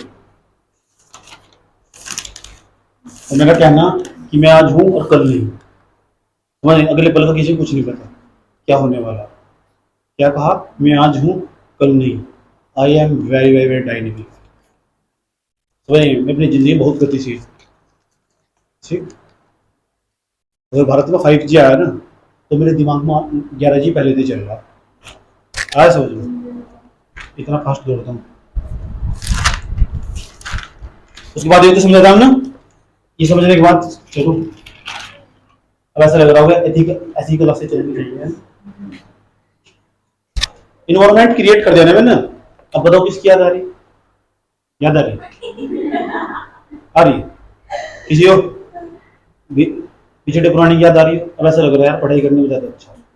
कितना अच्छा हो, कितना अच्छा इन्वायरमेंट, फैन चल रहा, पेरेंट्स सपोर्ट कर रहे, भाई जी सपोर्ट कर रहे, पेन कॉपी, एक चीज की जरूरत है लगन की, बैठ जा। एक चीज की जरूरत है लगन की, पेन भी है, कॉपी भी है, सब चीज है। और कितना मुश्किल होता होगा पढ़ना, बताओ कितना मुश्किल होता पढ़ना, जब पता लग रहा कि एक कॉपी तो भर गई, दूसरी कॉपी का तरफ पैसे नहीं है, और वे भी IAS बने हुए। कितना मुश्किल होगा कि पहले 8 घंटे काम करना पड़ेगा, उसके बाद पढ़ाई करने बैठे हुए। कितना मुश्किल होता होगा। जो भी तुम्हें लग रहा है ना रास्ते में, ये इंसान मेरे सिलेबस में बाधा बन सकता है, डिनाई कर दो, हटा दो। हकीकत बता रहा हूं, नहीं तो तुम हटा दो। ठीक? क्योंकि तुम्हारा लेवल ना पढ़ यहां पहुंच चुका है, वो तुम्हें भी नहीं पता तुम क्या पढ़ रहे हो। यहाँ पहुंच चुके तुम, और जिसके साथ तुम बात कर रहे हो ना, हाँ आस पास जहाँ जिस एरिया में तुम रहते हो, यहाँ आ गए तो बात भी फिर यही की करने वाले हैं। देखो कितना क्या हो, इसे फुलफिल करने में ना उस 1.5 साल मेरे पास गुजारना पड़ेगा, जब जाकर यहाँ आगा होगा। आया समझ में? देखो यहाँ आगा ना, मैं यहाँ पूछा दूंगा। आया समझ में? इसलिए इनके साथ आसपास बात करने कोई फायदा नहीं है, अपना लेवल खराब करना। ठीक? निगेटिव नहीं होना, ज्यादा जरा सा भी निगेटिव नहीं होना। बता कि हर चीज पढ़ने के बाद ना हमारी हर चीज समझ में आ सको कि हम भाई जी के पास पढ़े रहे, हमारा फाउंडेशन जबरदस्त मजबूत है। 1.5 साल जिन्हें यहाँ गुजार लेना अच्छी तरह, वो मुझे समझना स्टार्ट कर दे। आया समझ लो? तो तुम्हें किस चीज की कोई कमी नहीं है, गुणवत्ता की कोई कमी नहीं है पढ़ाई में। समझ में आ? तो तुम सब कर सको। एक ही चीज की जरूरत है तुम्हारे, लगन। ये तो मूवी बनेगी लगन। आया समझ में? एक चीज फिक्स करो, बढ़िया टाइम टेबल। ये ट्यूशन का टाइम है, इससे पहले ये एडिटोरियल है, इससे पहले सब्जेक्ट है, और मुझे फोर्स करना चाहिए कि जो आपने डाटा पढ़ाया है ना, ये सारा शुरू करें हमसे। अगर जब पढ़ो जब हमारे पक्का होगा, हम लिख ही नहीं पाएंगे तो फायदा क्या है इसका? फायदा क्या है इसका? आप पढ़ाते जाओ, कॉपी भरती जाएगी, हम बोलते जाएंगे, कॉपी धूल लगती जाएगी।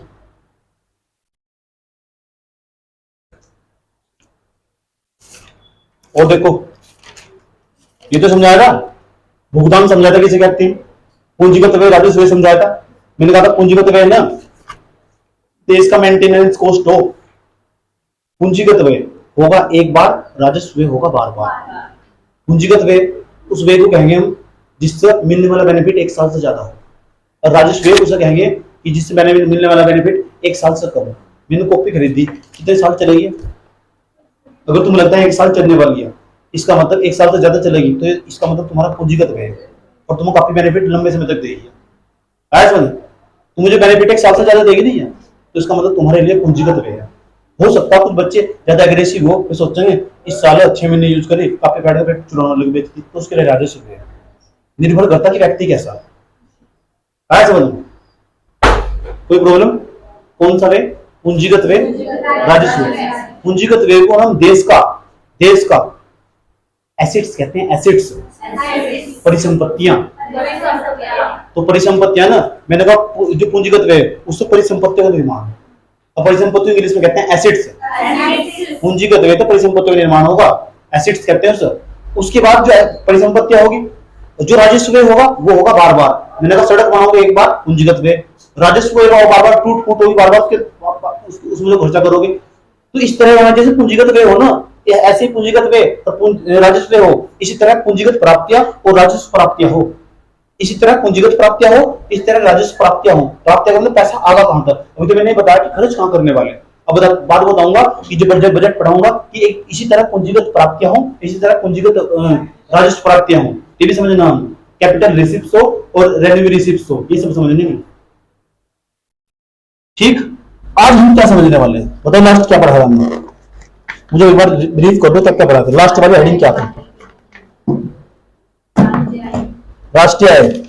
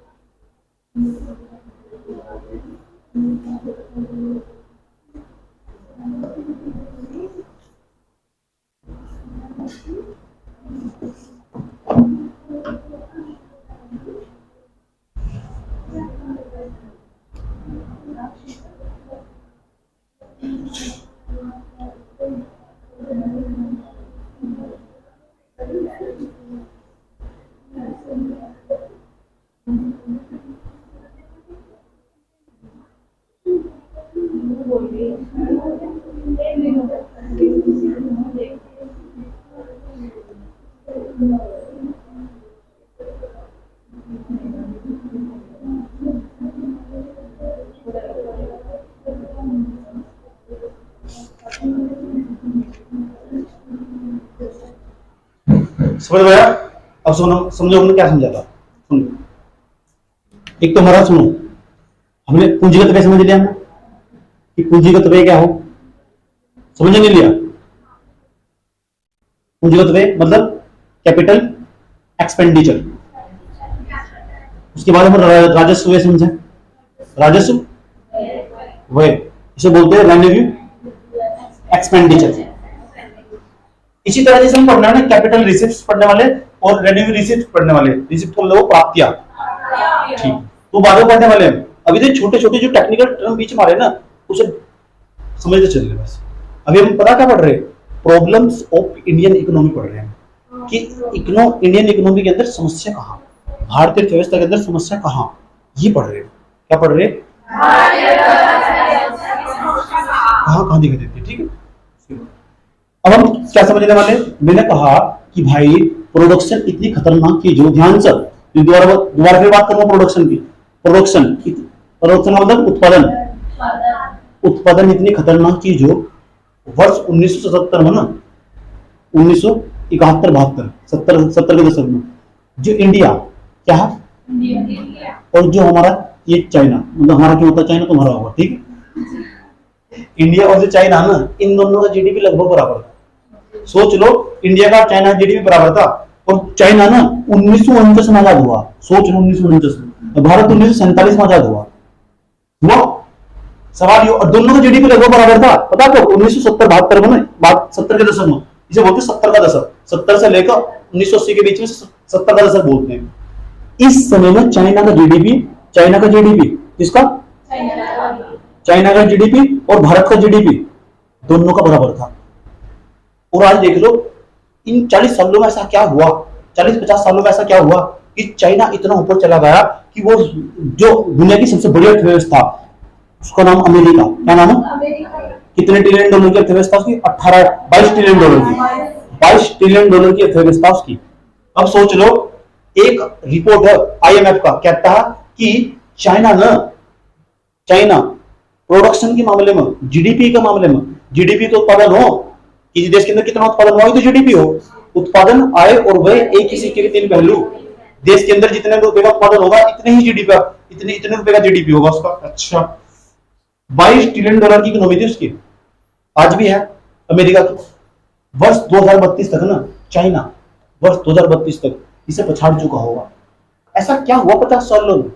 कभी सोचा कि 50 सालों में ऐसा चाइना के अंदर क्या हुआ कि वहां सब चीज बूम होगी? उन्होंने एक ही चीज पर ध्यान दिया, प्रोडक्शन, मेन चीज उत्पादन। और पूरी दुनिया ना अगर किसी देश को आगे बढ़ा सकती है तो आगे बढ़ाने के लिए उसके यहाँ एक ही चीज होनी चाहिए, प्रोडक्शन, उत्पादन। किसी देश को बढ़ाने के लिए जिसके यहाँ जितना उत्पादन होगा, उत्पादन ही क्या होगी, आय, आय ही क्या हो, व्यय। जिसके पास पैसा होगा उसके पास सब कुछ होगा, वही तो इकोनॉमिक्स हो। प्रोडक्शन बढ़ाना बहुत जरूरी है। भारत सरकार, अब यहाँ तुम बच्चे क्या पढ़ते हो कि सरकार ने ना PLI स्कीम चलाई, PLI scheme, production link incentive, production link incentive. Production का मतलब क्या हो, उत्पादन प्रोत्साहन योजना, उत्पादन प्रोत्साहन योजना। इस तरह की स्कीम चला रही, PLI स्कीम चलाई, ये PLI स्कीम चला रखी। अभी सरकार ऐसी स्कीम चला क्यों गई? क्योंकि सरकार उत्पादन बढ़ाना चाह रही। और भाई जी क्या पढ़ाए थे क्लास में? पूरी दुनिया की सरकार की एक ही पॉलिसी, अगर देश को आगे बढ़ाना तो देश के अंदर उत्पादन बढ़ाना होगा। और यूपीएससी क्या सवाल पूछ रहा है? PLI स्कीम पूछ रहा है। अब बच्चा क्या पढ़ रहा है पूरे साल भर, सब कुछ छोड़ PLI स्कीम पढ़ रहा है। PLI स्कीम ना सिर्फ पता उपाय है, कारण क्या जो मैं क्लास में बता रहा हूँ। आज समझ तो सब बच्चा क्या पढ़ रहा है, सिर्फ उपाय पढ़ रहा है, उपाय नहीं पढ़ना, उसका कारण भी पढ़ना। तो पूरी दुनिया अगर देश को आगे बढ़ाने जाती है, क्या जरूरी है वहां से उत्पादन का बताया। तो 2032 तक चाइना अमेरिका को पछाड़ चुका होगा जीडीपी के मामले में। इतना जबरदस्त जीडीपी होगा 2032 तक, ज्यादा दूर नहीं है, तुम जिंदा रहोगे देख लेगा। क्योंकि उसने किस पर ध्यान दिया, प्रोडक्शन। फिर ऐसा भारत में क्या हुआ, भारत में कभी प्रोडक्शन पर ध्यान दिया गया। आया समझ में? भारत के अंदर कभी प्रोडक्शन पर ध्यान नहीं दिया गया।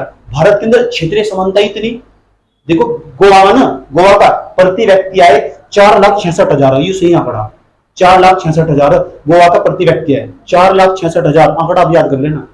4 लाख एक व्यक्ति है, एक साल में इतने पैसे कमा रहा। मान लो मोटे मोटे तौर पर एवरेज निकाल कर रखो, अभी नहीं समझ में आएगा, अब समझ में आएगा। बिहार का केवल 45,000 है, सोच सकते हो एक साल में एक व्यक्ति वहां 45,000 रुपए कमा रहा है। यूपी नहीं, मेरे पास यूपी का भी आंकड़ा, यूपी का केवल 65,000। तो गोवा इतना क्यों निकल चुका कि गोवा ना पर्यटन यात्रा को ध्यान देता। मैं पिछले साल ही घूमने गया था, एक टूर मेरा गोवा का ही था 2021 में। आया समझ में? बहुत लोग आते हैं, देश दुनिया से जो लोग आते हैं वो गोवा की यात्रा करके जाते हैं। वहाँ बीच भी है, गोवा वाले बीच में तुमने गाने भी सुना होगा, पर्यटन यात्री को बढ़ावा देता हो, ऐसा पैसा कमा रहा है। यही नहीं है, वो तट के पास भी है, तट के पास भी है, समुद्र तट के पास बहुत से कारण है कि गोवा अफगान निकल चुका है। आया समझ में? तो हमारे यहाँ क्षेत्रीय समानता ही बहुत है। अब बिहार के अंदर पता क्या हो, बिहार के अंदर तुम उत्पादन करने की कोशिश करोगे, कंपनी वहां बाद में लगाओगे, वहां ना आंदोलन पहले शुरू हो जाएगा। कंपनी के लोगों के बाद आंदोलन पहले शुरू होगा, जो कंपनी वाले थे ना उनको कहेगा बोरे में इसका ठाओ निकलो यहाँ से। अब बिहार की तरफ क्यों रह जाएगा? क्योंकि ये ना हमारी संस्कृति में हस्तक्षेप कर रहे, हमारे जंगलों को काट रहे, पर्यावरण की समस्याएं हो जाएगी, नदियों के रास्ते में बनाना चाहिए, तमाम प्रकार की समस्याएं मौजूद है और प्रोडक्शन होता नहीं, उत्पादन होता नहीं, यही कारण बिहार पीछे रह जाएगा। फिर क्या हो, जो आसपास के जो क्षेत्रीय दल हो, क्षेत्रीय पार्टियां हो, छोटी छोटी पार्टियां हो, वे क्या करती है, जनता के साथ हो जाती है और मिलकर उनके साथ आंदोलन करती है और उन्हें सपोर्ट करती है। ऐसे वजह ताकि उन्हें चुनाव जीतना हो, ये चुनाव जीतना हो, फिर राजनीतिक बाधाएं उत्पन्न होती है। फिर देश के अंदर उन राज्यों में संकीर्ण राजनीति का शिकार हो जाते हैं। ऐसे राज्य जब संकीर्ण राजनीति का शिकार हो जाते हैं तो फिर उत्पादन में फर्क पड़ता है। ऐसे मतलब तो तमाम प्रकार की समस्याएं देश के अंदर आज भी मौजूद है, जो ना उत्पादन के रास्ते में बाधाएं बन रही है, उत्पादन बहुत महत्वपूर्ण चीज है। जब एडिटोरियल लिखोगे ना, एडिटोरियल में लिखोगे तो ये तो सब आ रहा है कि उत्पादन क्यों नहीं हो पा रहा। संकीर्ण राजनीति भी देश के अंदर ना कोने कोने में बसी हुई। संकीर्ण राजनीति समझते हो, जो क्षेत्रीय दल होना आसपास के, वे ना वहां की जनता के साथ मिलकर ताकि वे तो पार्टी उनका समर्थन नहीं करते तो पार्टी हार जाएगी, जब हार जाएगी तो उन्हें कंपनी नहीं लगाने देने की। और जिस क्षेत्र का औद्योगिकरण होगा ना, वहां तो प्रोडक्शन होगा, जब प्रोडक्शन होगा तो उत्पादन होगा, और उत्पादन होगा उस क्षेत्र की आय बढ़ेगी, और जब आय बढ़ेगी तो जीडीपी बढ़ेगा, और जीडीपी बढ़ेगा तो लोगों के पास पैसा आएगा। ऐसे समझ लो इंग्लैंड इतना आगे क्यों निकल चुका, क्योंकि इंग्लैंड में ना 18वीं शताब्दी में औद्योगिकरण हो चुका था। औद्योगिकरण की प्रक्रिया यहाँ अभी स्टार्ट हुई, इंडस्ट्रियलाइजेशन जैसे बोलते हैं, कंपनी लगनी अभी स्टार्ट हुई है। ये ना वहाँ 18वीं शताब्दी में, यानी हम ऐसे कह सकते हैं 300-400 साल पहले वहाँ औद्योगिकरण की शुरुआत हो गई थी। ऐसा समझ लो, जब हम 10वीं क्लास में पढ़ते हैं 18वीं सदी में इंग्लैंड में औद्योगिकरण के परिणाम पर चर्चा कीजिए। क्या पढ़ रहे हो, ये तो पढ़ रहे हो, रट रहे थे बैठ को, क्या पढ़ रहे थे वहां पे,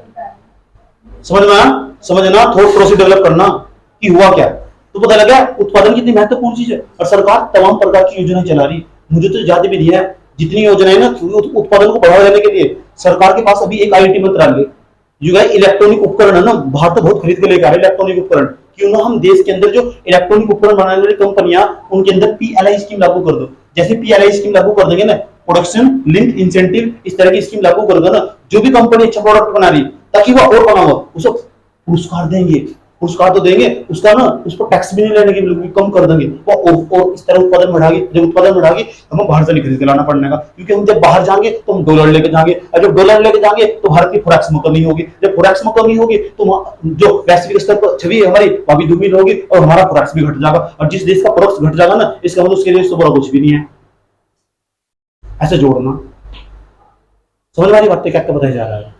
दिमाग खुला रखो, ओपन रखो, ठीक। मेरा नाम सोनू नहीं है, मेरा नाम सोनू सरजी 360 डिग्री। अच्छा, सोनू भैया जी 360 डिग्री, यानी मैं बात तो यहाँ कर रहा हूँ और ऐसे घूम जाता हूँ और फिर वहीं जाता हूँ। ऐसे समझो बीच डायमेंशन। अभी मैंने तुम्हें पीएलआई स्कीम समझाई, पीएलआई स्कीम समझिए।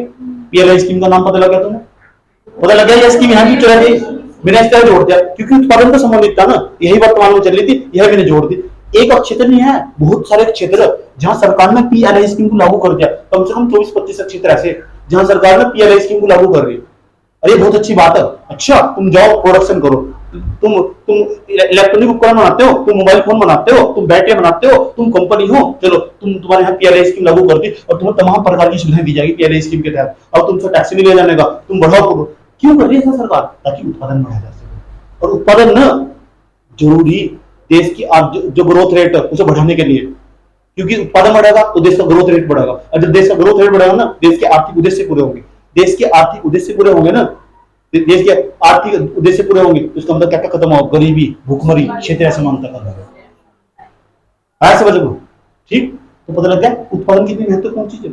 अब सरकार की जितनी भी योजनाएं चलाती है ना, जब तुम जितनी योजना पढ़ोगे तो यार सोचना कहीं उत्पादन से संबंधित तो नहीं है। अच्छा, उत्पादन से संबंधित है। अच्छा, भाई जी ने तो चिल्ला चिल्ला कर बताया क्लास में कि उत्पादन से संबंधित सरकार तमाम प्रकार की मैं यहाँ की सरकार नहीं है, पूरी दुनिया की सरकार के पास यही समस्या, यह इस देश की समस्या नहीं है उत्पादन बढ़ाना, यह सब देश की समस्या। सब देश चाहता कि हमारे पास, तुम क्या चाहते हो? तुम्हारे पास अधिक से अधिक पैसा हो, तो तुम क्या करते हो? तमाम प्रकार के उपाय करते हो। अच्छा, दूसरा तरीका अपना लिया, चलो बिजनेस में काम कर लिया, चलो ट्यूशन में पढ़ा लिया, चलो कोई बात नहीं है। ऐसे समझो, ट्यूशन में पढ़ा लिया, चलो गवर्नमेंट जॉब भी करके देख लिया। अच्छा, चलो और तीसरा तरीका अपना लिया, चलो शेयर मार्केट में पैसा लगा दिया, चलो। ऐसे समझो, तो तमाम प्रकार क्यों लगा दिया, नहीं लगा दिया इस तरह, ताकि अधिक से अधिक जीडीपी बढ़ाया जा सके।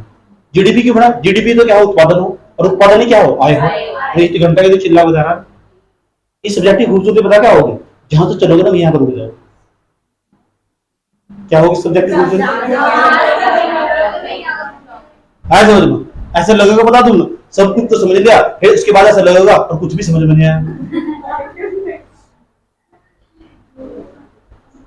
बताओ, इतनी बात समझ में आई नहीं? कोई दिक्कत यहां तक?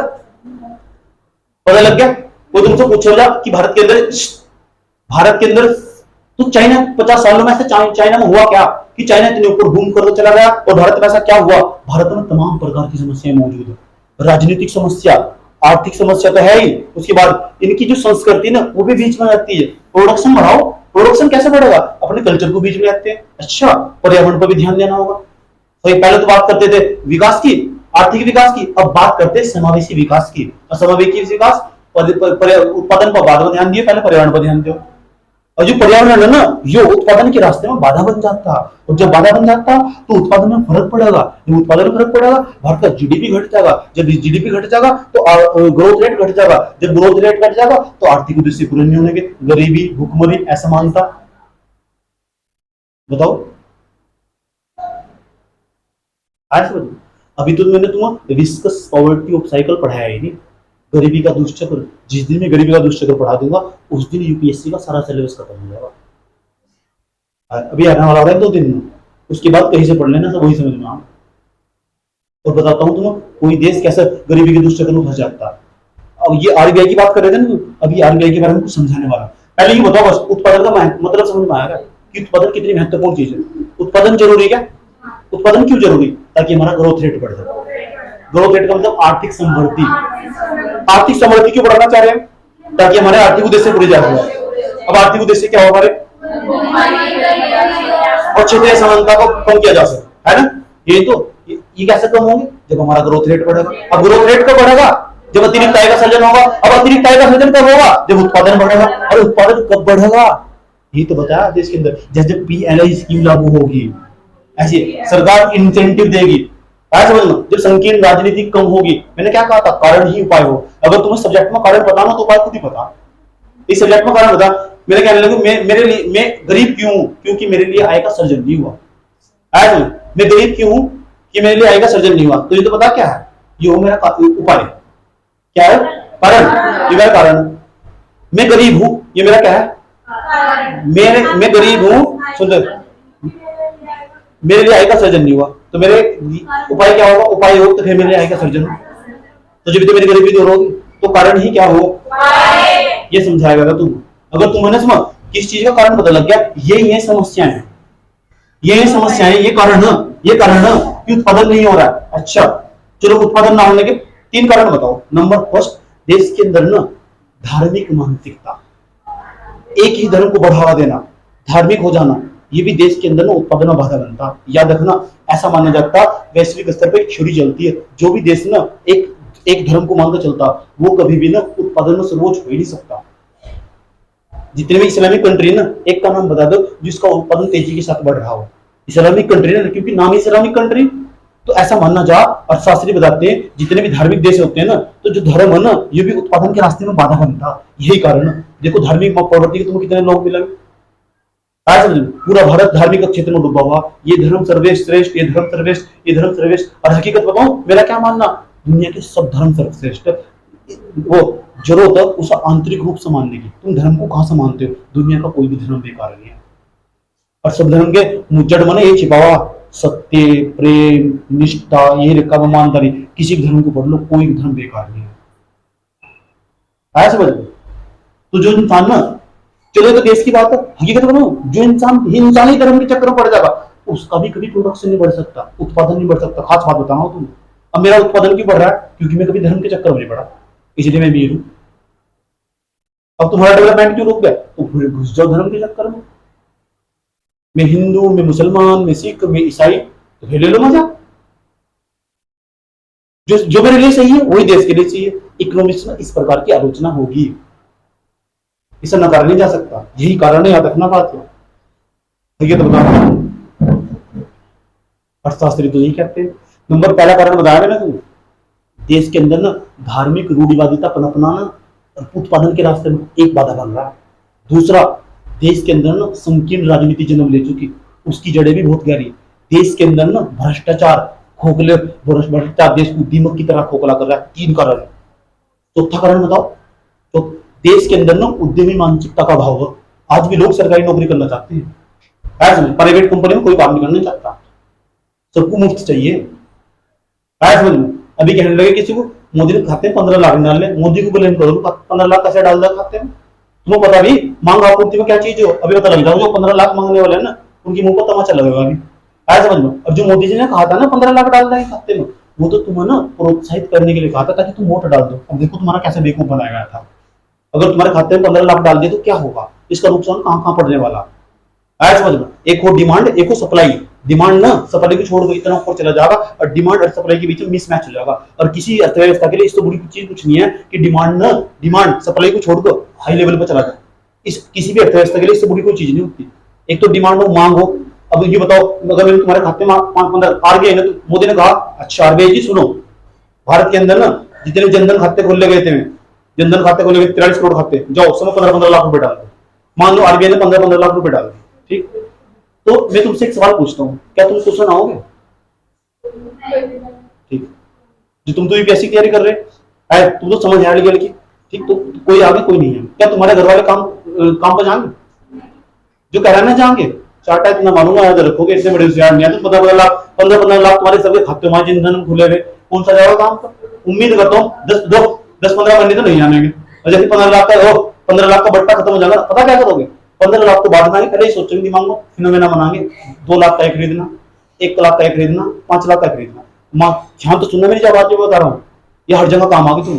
तुम्हारे सबके खाते में भारत के अंदर जितने भी लोग थे जनधन खातों में जाओ, मैं मोदी जी हूँ, मैंने तुम्हारे खाते में 43 करोड़ खाते खोल लगे जनधन योजना के तहत। 43 करोड़ में 15-15 लाख पेड कर दिए, जाओ डाल दिए, ठीक।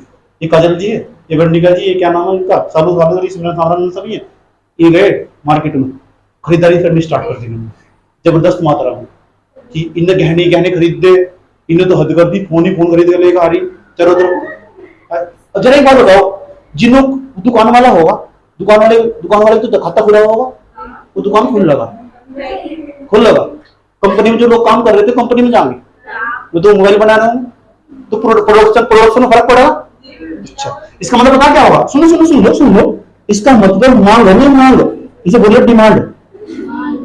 ये तो बहुत ऊपर चला जाएगा, आपूर्ति नहीं बढ़ेगी। आपूर्ति के बीच में क्या आ जाएगा?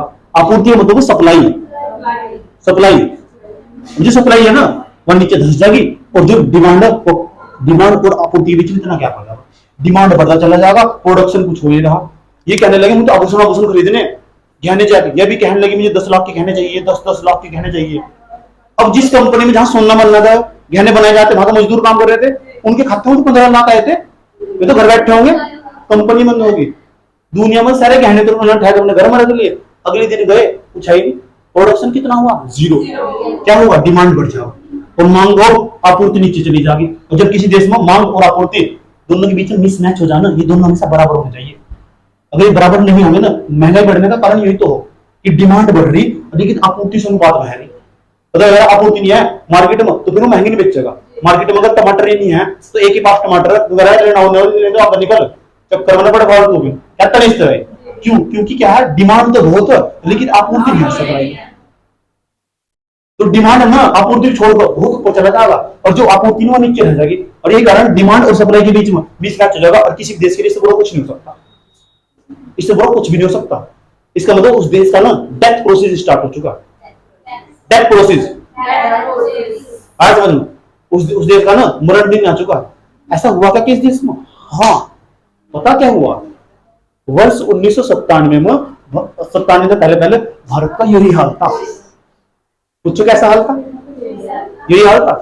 वर्ष 1952 के बाद ना, वर्ष 1956 के बाद भारत सरकार के पास जो आरबीआई था ना, जब भी भारत सरकार को जरूरत पड़ती थी पैसे की, आरबीआई को फोन करते थे, लगाते थे गवर्नर साहब को, इतने पैसे चाहिए, छापे तुरंत दे दिए, और इन्होंने मार्केट में डाल दिए। मार्केट में जब इतना सारा पैसा सर्कुलेट कर रहा है ना जाएगा, तो सब लोगों के पास ये पैसा होगा, डिमांड करेंगे, तो पैसे तो पड़े खाते, कोई बात नहीं, 1 महीने बाद कर लेंगे कंपनी में काम, 1 महीने बाद कर लेंगे कंपनी में काम। अभी तो मेरे पास पैसे है, 7,000 रुपए मेरी जेब में पड़े, अगले महीने जाऊंगा, सब लोगों के पैसे आने जेब में। ऐसे बोले, ये आरबीआई बहुत खतरनाक चीज है। तुम्हारी जेब से पैसे निकाल लिया, तुम्हें पता भी नहीं चलता कि तुम सीखोगे।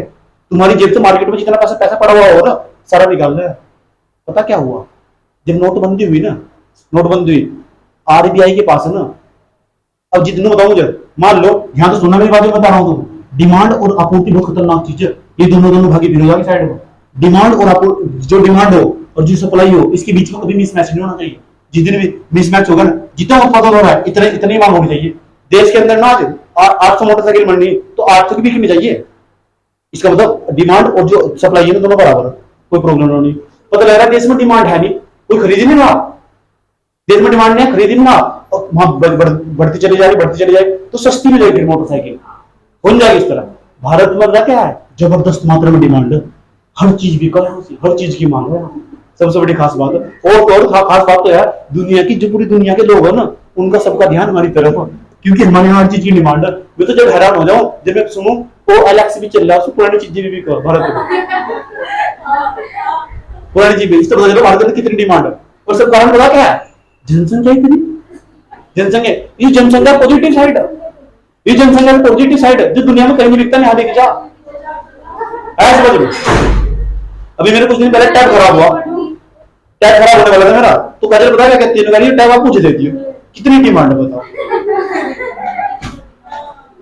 ऐसे समझ लो, ये टैब मुझे दे दिया, मेरा मोबाइल फोन खराब होने वाला था, मुझे दे दियो, इसका मतलब कितना डिमांड है हमारे यहाँ, सब चीज पूरी इकोनॉमिक्स तुम्हारे आसपास यही बस रही। आज समझ, तो जनसंख्या का पॉजिटिव साइड है। देखो सुनो तो, जिनके यहां मांग नहीं है ना, उत्पादन तो इतना अधिक मात्रा में हो रहा है, इतना अधिक मात्रा में आपूर्ति अनुपात में बढ़ रही, उस अनुपात में ना डिमांड घट रही। पता क्यों? सुनना क्या लगेगा, मान लो अमेरिका की कंपनी ना एक घर में बनाई एलसीडी, एलसीडी होती है टीवी देखने वाली, ठीक, इसमें देखिए ये रिश्ता क्या कहलाता है, भाभी जी घर पर है, ठीक भैया जी नहीं है, सुनो तो ऐसे नाटक देखो जो एलसीडी से, मान लो अमेरिकी जनसंख्या 35 करोड़, 35 करोड़ ने एलसीडी बनाई, तो जब सबके घर में एलसीडी होगी तो अब क्या करेंगे, कंपनी बंद नहीं हो जाएगी, कंपनी बंद नहीं हो जाएगी क्या, तो कंपनी में तो होना चाहिए, क्या होना चाहिए, उनके देश में डिमांड नहीं है, तो वहां कंपनी बंद होने का कारण होगी, तो क्या करेंगे, उस कंपनी को बंद नहीं कर सकते, उस तो बुरा उनके लिए क्या होगा, उनके वहां जो एलसीडी बनती थी बनती रहनी चाहिए, बनवाने चाहिए, तो फिर ऐसी मार्केट को ढूंढना था जहां ये एलसीडी बिक सके, उसके लिए तो जनसंख्या चाहिए। अब नए गरीब देशों को अफ्रीका के देशों में जाएंगे और फिर देखा जाए देखेंगे वहां तो जनसंख्या ही कम है, जनसंख्या कम है, फिर उनका रुख होगा भारत की तरफ, आए समझ लो, किसकी तरफ, भारत में आकर।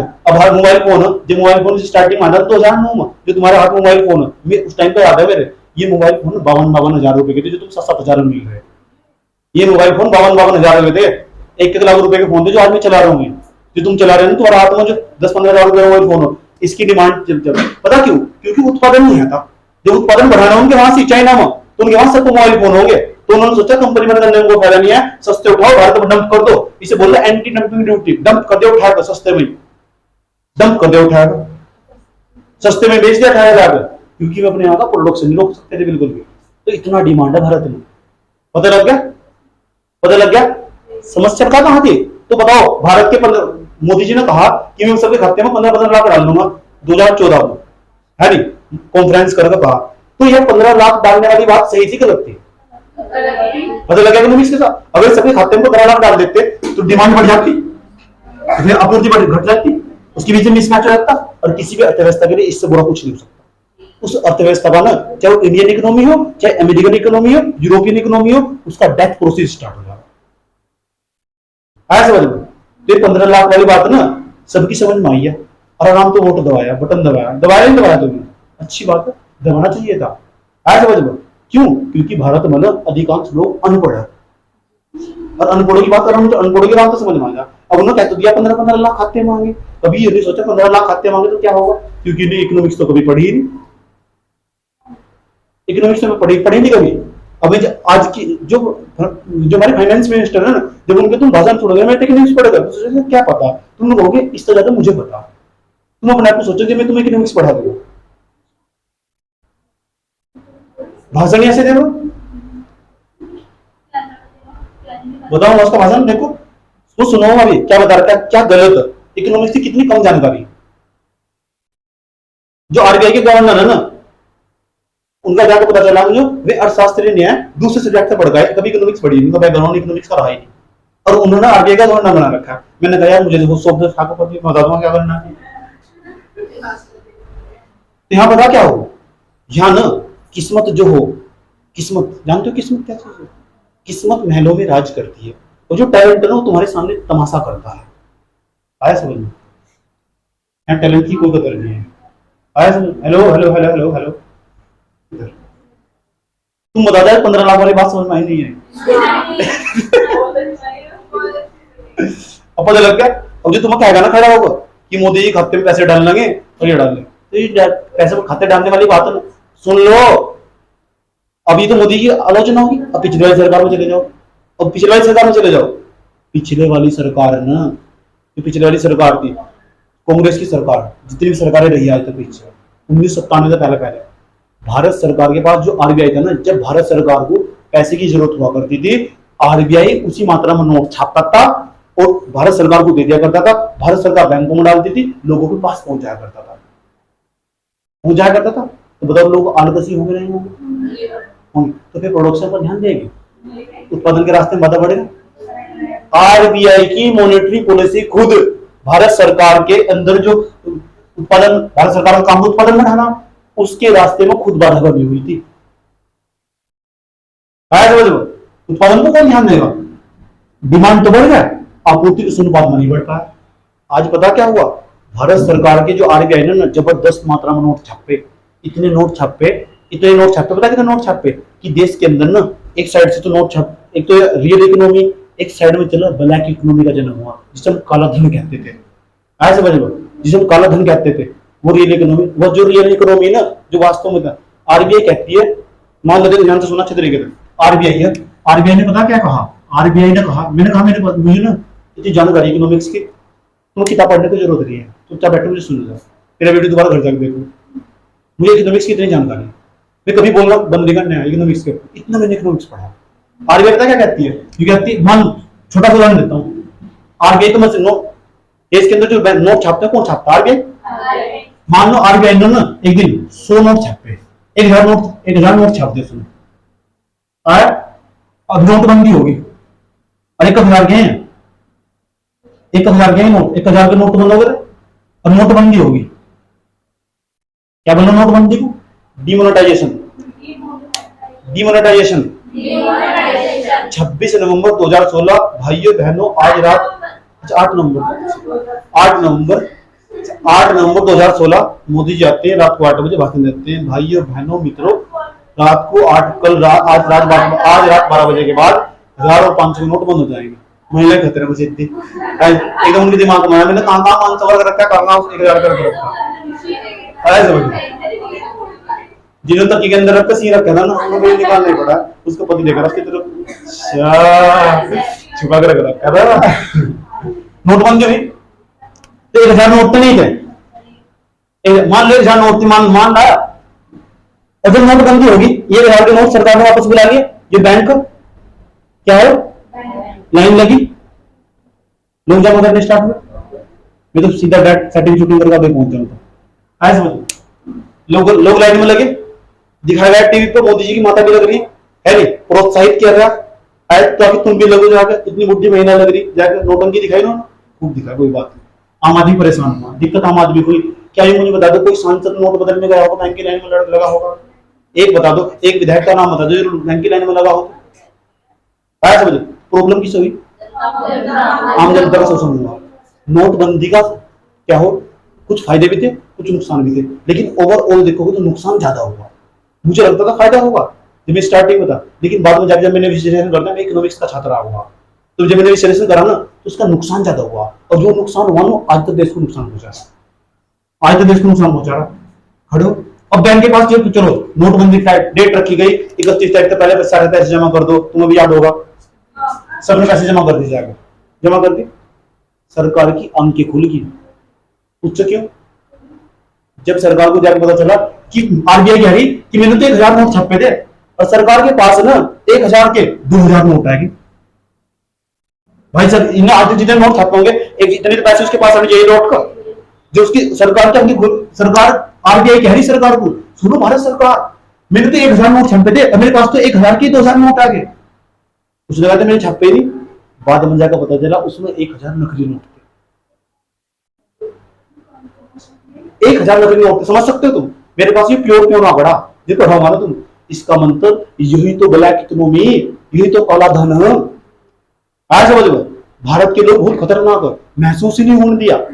आरबीआई ने छापे थे 1000 नोट, जब उन्होंने जमा करवाए तो कहने मेरे पास तो 1000 के 1000 वाले, 1000 जिस पे 1000 लिखा होता है तो 2000 नोट आ गए।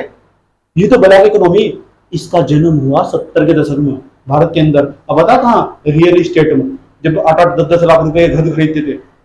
आज भी ना मकान खरीदना, इंसान जो कहीं भी मकान खरीद लो जाकर, आम आदमी की पहुंचता है भारत, 20-30-40 लाख रुपए घर मिलते हैं।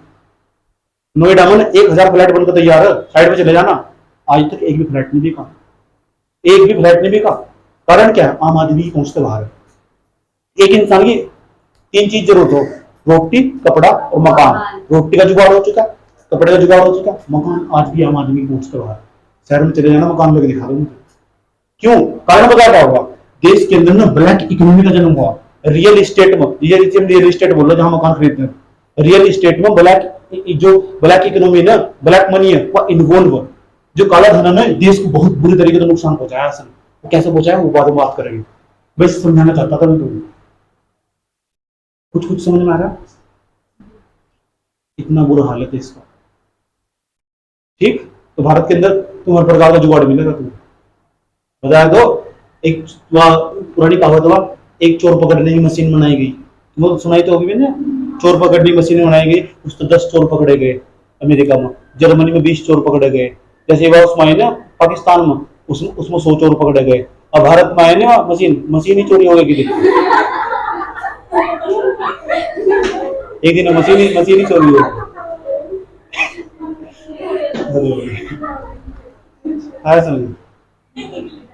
भारत के लोग तो समझ लगा तुम्हें यहाँ से, जब तो कहा गया मिक्स्ड इकोनॉमी, ऐसे थोड़े कहा मिक्स्ड इकोनॉमी। इतना बताओ समझ में आया नहीं है? कोई प्रॉब्लम? डिमांड और सप्लाई समझ में आया? मांग ना आपूर्ति, डिमांड और सप्लाई उसी अनुपात में बढ़ना चाहिए, जितना प्रोडक्शन हो रहा है ना इतनी डिमांड होनी चाहिए, जितनी आपूर्ति बढ़ रही है ना इतनी उसकी डिमांड होनी चाहिए, दोनों बैलेंस होना चाहिए। ऐसा किसी भी देश में नहीं होता। अगर जिस देश में डिमांड बढ़ जाए ना, आपूर्ति के बीच में मिसमैच आ जाए, उसमें क्या हुआ, देश के अंदर इन्फ्लेशन आ चुका, महंगाई आ चुकी। इसे बोलो मुद्रास्फीति। अब बताओ क्यों मुद्रास्फीति क्यों आ गई? डिमांड तो है, प्रोडक्शन हो ना।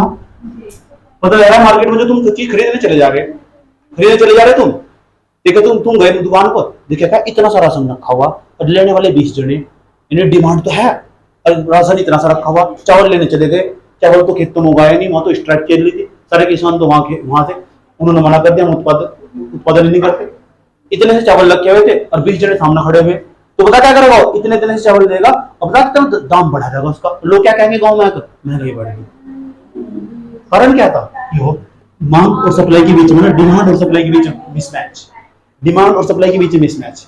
जैसे डिमांड और सप्लाई के बीच, डिमांड जब भी सप्लाई को छोड़कर ऊपर चला जाएगा, या सप्लाई, हमारे यहाँ कहा क्या है, हमारे यहाँ डिमांड बहुत है क्योंकि जनसंख्या बहुत है, हमारे यहाँ डिमांड बहुत है लेकिन सप्लाई नहीं है उस अनुपात में।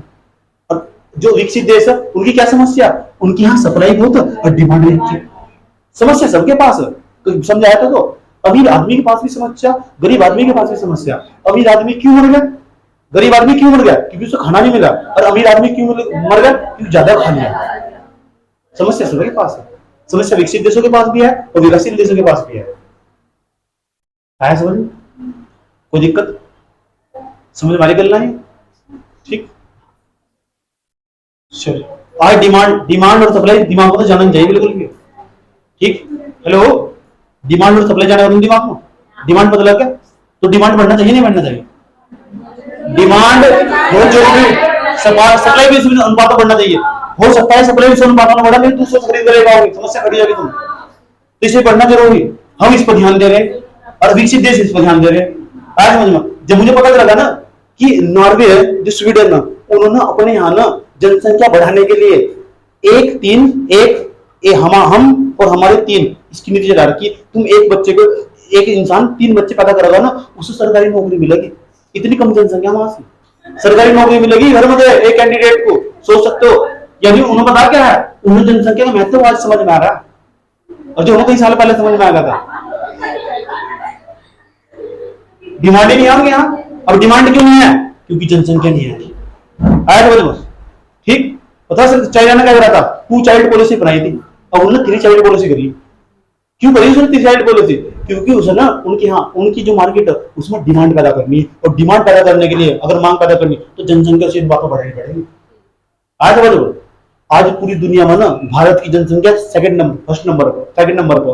अगर तुम ग्रोथ रेट देखोगे, जनसंख्या ग्रोथ रेट देखोगे, तुम फर्स्ट नंबर पर। इतना तेजी के साथ हमारी जनसंख्या बढ़ रही है। तो पूरी दुनिया का ध्यान ना, कोई भी देश हमसे व्यापार नहीं तोड़ सकता, बर्बाद हो जाएगा। हमसे व्यापार नहीं तोड़ सकता, तबाह हो जाएगा। उनके यहाँ सप्लाई तो बढ़ जाएगी, बेटे डिमांड पे धारत होगी। जो कहीं नहीं बिकता है बिकेगा।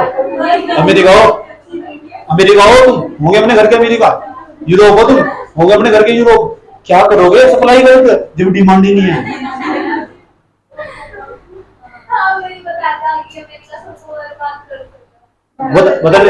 बदलने वाला होगा।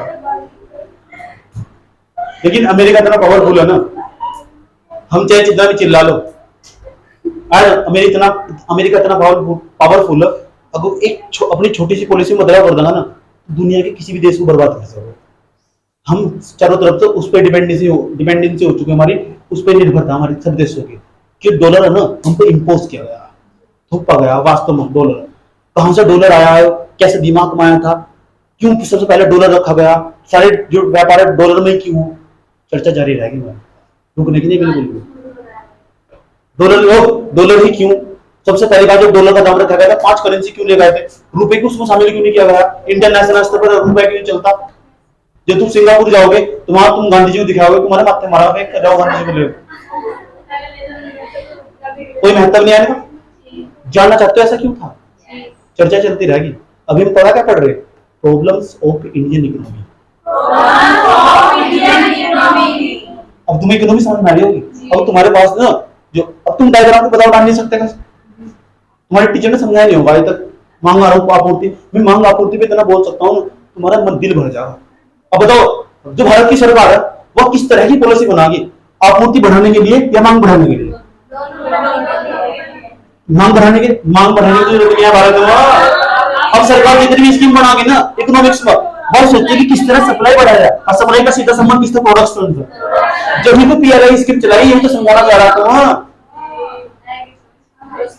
जब भी पीएलआई स्कीम चलाई, अब पढ़ रहे जाएगा, उल्टा सीधा पढ़ रहे जाएगा। अब ये स्कीम चलाई गई है। हाँ तो अब बता रहा ना पीएलआई क्या समझ में आएगा तुम्हारे, ध्यान से सुनेगा। रोक जा, समझना एक बात है कि उत्पादन पर ध्यान दे। उत्पादन देखो, आज मैंने तुम्हें उत्पादन का महत्व समझाया। जितने भी आंकड़े मैंने तुम्हें बताए ना, जबरदस्त आंकड़े, बस 4-5 पॉइंट तुम्हें बताए, ये 24 घंटे तुम्हारे दिमाग पढ़ने देंगे, पेन तुम्हारा खुद ही चलेगा ऊपर। इतना तुम्हारे अंदर दम पैदा कर दूंगा मैं इकोनॉमिक्स के पढ़ते। ये तो मैं सब्जेक्ट समझा रहा जो बहुत टेक्निकल को समझा नहीं सकता। सोचो अगर मैं तुम्हें सामाजिक समस्या समझाने लगा तो फिर कहां लेके जाऊंगा। आए समझ में? हाँ ये तो बता रहा हूं तुम्हें, भारतीय समाज के अंदर ना कौन कौन सी दुविधाएं समस्याएं हैं जब मैं समझाऊंगा तो तुम ना आंसू भाओगे बैठकर, जब महिलाओं के बारे में पढ़ाऊंगा। समस्याएं, डिमांड समझ में आया? डिमांड बहुत जरूरी आया समझ में?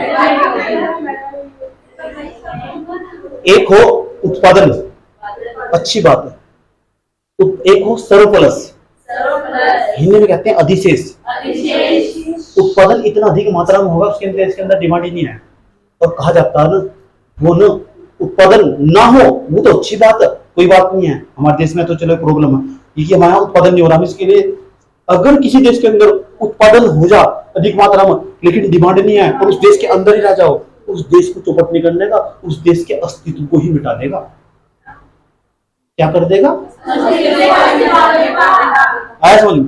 जो भारत सरकार है ना, भारत सरकार जो अपनी नीति बनाती है, जो इकोनॉमिक्स में लेकर भारत सरकार भारत के लोगों के खिलाफ, वो ना अगर नीति गलत हुई व पॉलिसी गलत हुई तो पूरे देश को बर्बाद कर देगी। और भारत सरकार ने ना 1997 से पहले ऐसी नीति बनाई थी, ऐसी पॉलिसी बनाई थी, आज तक भारत को प्रभावित कर रही। भारत का लोग आज भी, भारत के जितने भी लोग हैं ना, भारत के लोगों के पास रोटी का जुगाड़ हुआ, कपड़े का जुगाड़ हुआ, मकान आज भी आम आदमी की पहुंच से बाहर है। वो जो गलत नीतियां बनाई गई थी सरकार के द्वारा, पिछली सरकार के द्वारा, आज तक देश को नुकसान पहुंचा रहा है। कहां तक? सर से लेकर पैर तक।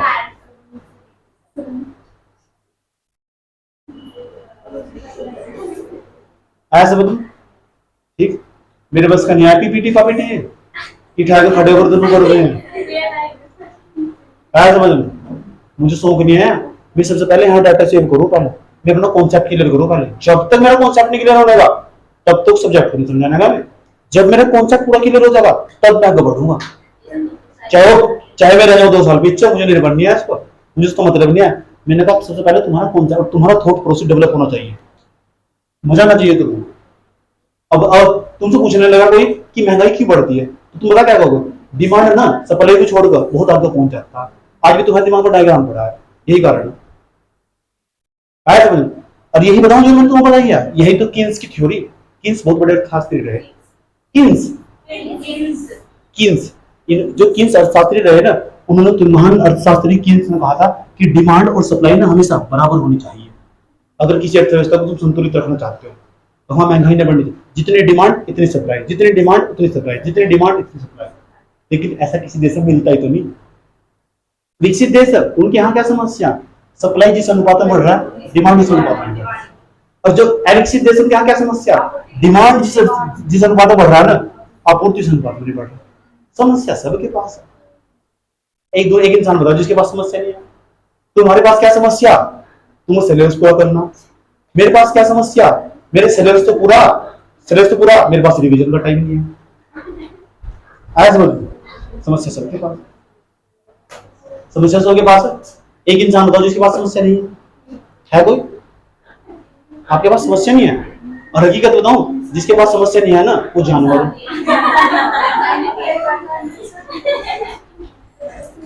बताओ दिमाग समझ में आई नहीं? डिमांड और सप्लाई का मतलब समझ में आया?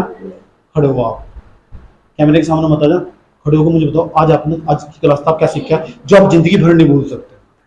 मैं बैठ जाता हूँ और तुम्हारा विश्लेषण करूंगा। बताओ आपने आज क्या सीखा जो आप जिंदगी भर नहीं भूल सकते, मेरा पढ़ा होगा। तो जो पूंजीगत व्यय होगा आज जो पढ़ाया, हाँ आज ये पढ़ाया कि अगर मतलब कि जो मुद्रास्फीति होगी वो कैसे बढ़ रही, अगर किसी देश में जो सप्लाई होगी वो बहुत ज्यादा कम हो जाए और मतलब कि जो डिमांड होगी वो बहुत ज्यादा बढ़ जाएगी, तो महंगाई बढ़ेगी, तो मुद्रास्फीति का डिमांड का मतलब समझ में आया? हाँ, डिमांड किस देश में बढ़ेगी? जिसकी जनसंख्या बहुत ज्यादा होगी तो उसमें डिमांड बढ़ेगी। और जनसंख्या कौन से देशों की ज्यादा हो? विकसित क्या विकसित की? जनसंख्या वही ज्यादा होगी जो अविकसित देश हो गए। अविकसित देश क्या हो? जो जहाँ असाक्षरता दर हो, कम पढ़े लिखे लोग हो। वही तो चर्चा बच्चे पता करो, बैठ जाओ, खड़े हो। ऐसा क्या सीखा जो आप कभी नहीं भूल सकते?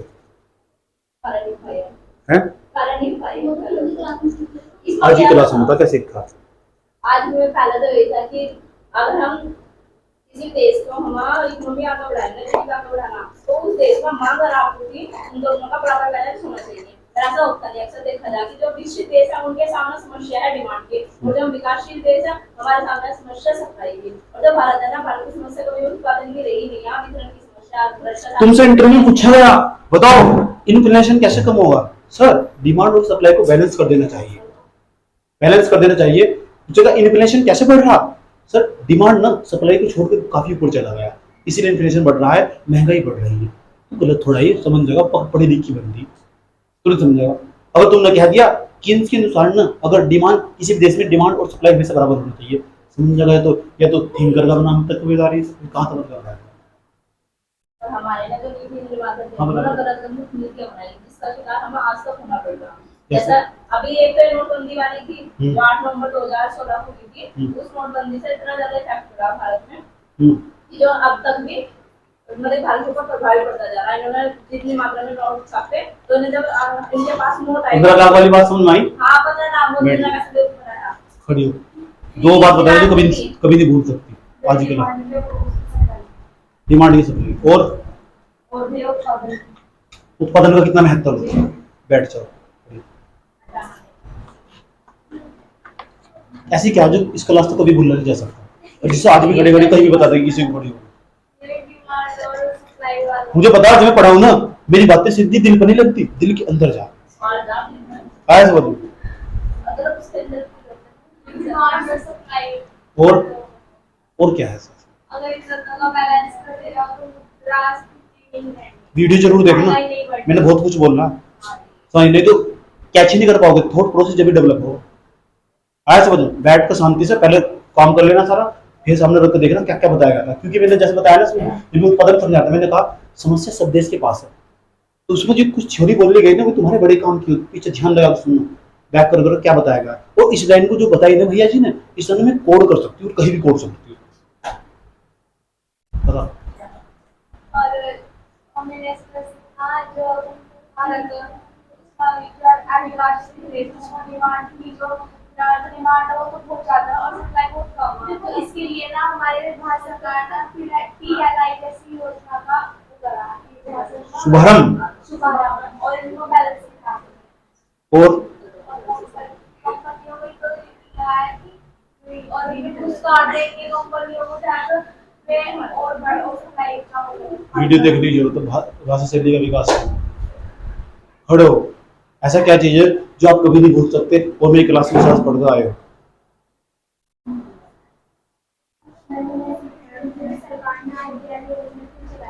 PLI, IPL नहीं है वो, PLI है वो, PLI स्कीम। और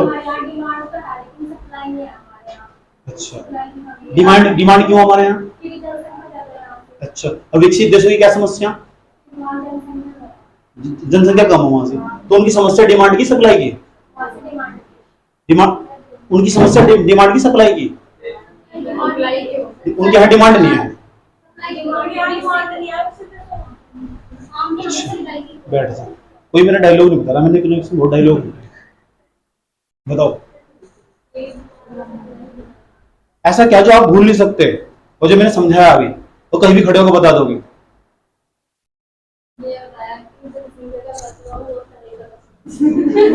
क्या? और जनसंख्या का महत्व बहुत पहले पता चल चुका था। और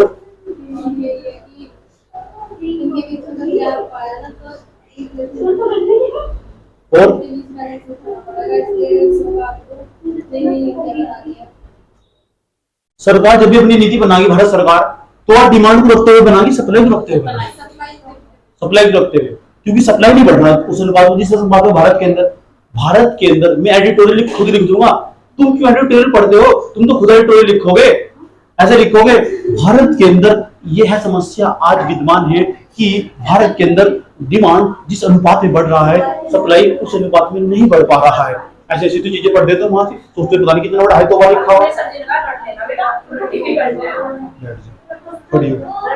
सुना मैंने डायलॉग, क्या समझा? तो नहीं बोल सकते बिल्कुल भी। क्या सर?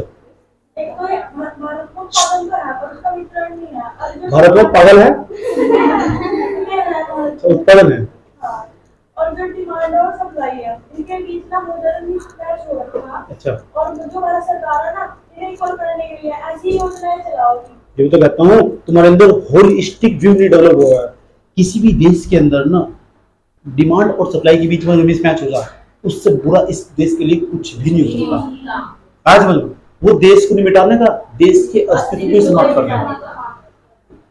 और बताओ। और जो डिमांड को सप्लाई में जो मिसमैच हो रहा है इसके लिए भारत सरकार ऐसे पॉलिसी बनाओ। इससे पहले मैंने थोड़ी थोड़ी एथिक्स की क्लास ली थी, वो भी समझाओ उसका क्या सीखने को मिला, उसका क्या सकारात्मक प्रभाव पड़ा के क्लास जो मैंने स्टार्टिंग में। और अगर हमारे समझ में आ रहा तो वो पूरा यहीं पे देना चाहिए मेरे को।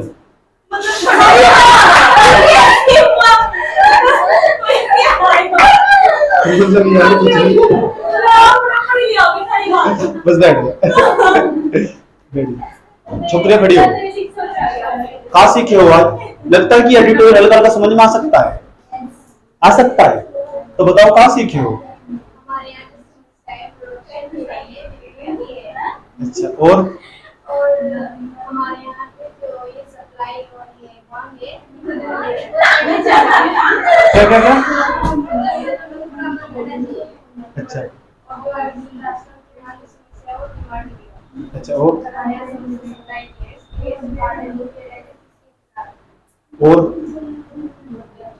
क्या सीखा?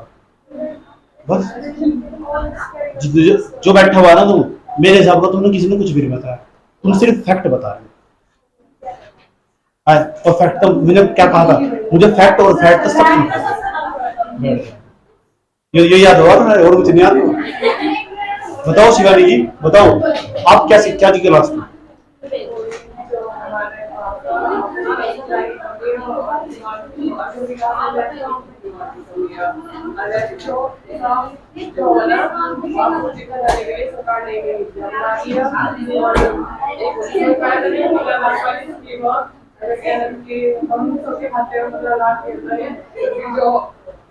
प्राइवेट का हो जाएगी बीमार पड़ जाएगी, तो इसमें ना बहुत पेरेंट्स को रखना चाहिए। अच्छा बताओ क्या सीखा, ये बता के दे। भैया सबसे पहले इस क्लास से ये सीखा कि जो सरकार हमारे लिए पॉलिसी बना रही है उसका मतलब आम जनता पर क्या प्रभाव होगा, अच्छा। यानी कि वो पॉलिसी जनता के लिए सही है या नहीं है। हाँ, सब सबसे बड़ी मतलब बात तो हमें ये पता चली कि अगर सरकार ने कोई जैसे कि ये स्कीम चलाई PLI, हाँ। तो उसका जनता पर क्या प्रभाव पड़ेगा इससे हमें पता चलेगा, यानी कि ये किस चीज के लिए, जैसे कि ये मांग के लिए बढ़ रही है, यानी कि डिमांड क्या है भारत की, तो PLI जो मतलब वो बनाई स्कीम बनाई, इसका भारत पर क्या प्रभाव पड़ेगा, कि जनता के लिए बनाई गई, किस चीज के लिए बनाई गई और कौन इसे बना रहा, मतलब सरकार ने किस लिए बनाई गई, और कैसे पता लगेगा। और जैसे यहाँ से भारत में जैसे यहाँ सप्लाई तो होती नहीं और मतलब डिमांड ज्यादा, जैसे यानी कि यहाँ पर जनसंख्या ज्यादा और सप्लाई हो नहीं पाती। जैसे सरकार ने बताया कि सबके खाते में 15 लाख आ गए, यानी कि जिसने इकोनॉमिक्स पढ़ रखी होगी उसे पता होगा कि सरकार के पास तो इतना पैसा है नहीं, तो 15 लाख कहाँ से डाल देंगे, यानी कि उसे इंसान को पता होगा कि जो 15 लाख वाली मतलब समिति बनाई या कुछ भी स्कीम बनाई वो गलत है जनता के लिए। तो इससे पता लगा कि मतलब यहाँ डिमांड ज्यादा और सप्लाई कम, यानी कि अगर सबके खाते में 15 लाख आ जाएगा तो मतलब इंसान कंपनी में जाने का, काम पर जाने का, तो मतलब डिमांड उत्पादन को फर्क पड़ेगा। बैठ जा बोलने में तो नंबर 1 हूँ। बताओ जो भी चल रहा है तब बता। पहली बात तो ये पता चली कि किसी देश में महंगाई कैसे बढ़ती है। महंगाई कैसे बढ़ती है? जब मांग और आपूर्ति जो है निश्चित अनुपात में नहीं होती, उनके बीच में मिसमैच हो जाता है। और क्या सीखते हैं? ये जो 15 लाख बैंकों में डालने का दावा मोदी ने किया था, दावा किया था, नहीं था, क्यों नहीं सही था? क्योंकि अगर सबके पास पैसे होते तो वो काम सब लोग आलसी रहते। तो सब लोग आलसी रहते, उससे क्या प्रभाव पड़ता? उससे कोई भी मतलब काम भी नहीं जाता, अपने अपने काम पे। सप्लाई उस अनुपात में नहीं बढ़ पाता। सप्लाई मतलब आपूर्ति नीचे चला जाता है। तो उसके बाद और उसके बाद सीखा कि अपने भारत की जो जनसंख्या उसका कितना महत्व है, क्योंकि विश्व में ना भले भारत कुछ इस करोड़ में थोड़ा नीचे है, पर जनसंख्या का 2 नंबर है। तो जनसंख्या यहाँ पर मतलब कोई भी सामान जो है वो आराम से यहाँ पे सेकंड हैंड भी मिल सकता है। क्यों कह रही सेकंड हैंड भी बिक सकता है? और बता। और जनसंख्या के मामले में अगर कोई देश टक्कर लेगा तो बर्बाद, जनसंख्या मामले टक्कर लेगा तो बर्बाद हो जाएगा। और क्या सीखा? और उत्पादन का बहुत बड़ा महत्व है। बस कुछ खास बात नहीं बताई, कुछ ऐसा बता जो मेरे याद ना हो, इन्होंने किसी ने ना बताया। डायलॉग भी नहीं याद आएगा क्या? ब्लैक मनी भी होती है। क्या ब्लैक मनी? और क्या होता है? वो नोटबंदी ऐसी कौन सी बात है जो आप इसमें से कभी नहीं भूल सकते? इसी सभी प्रॉब्लम्स का सॉल्यूशन देने के लिए तो सरकार जो है PLI स्कीम चला रही है, मतलब चलानी चाहिए उसे, तो उसका महत्व पता चलता है कि वो क्या है और क्यों है। बस इस आप कभी नहीं भूल सकते। बैठ जाओ, बताओ और बताना कुछ। हम सतत विकास लक्ष्य भी प्राप्त करवाने के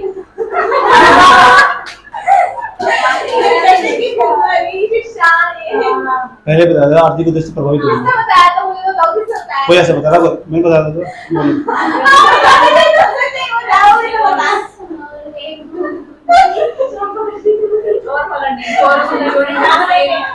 बात समझ में आई?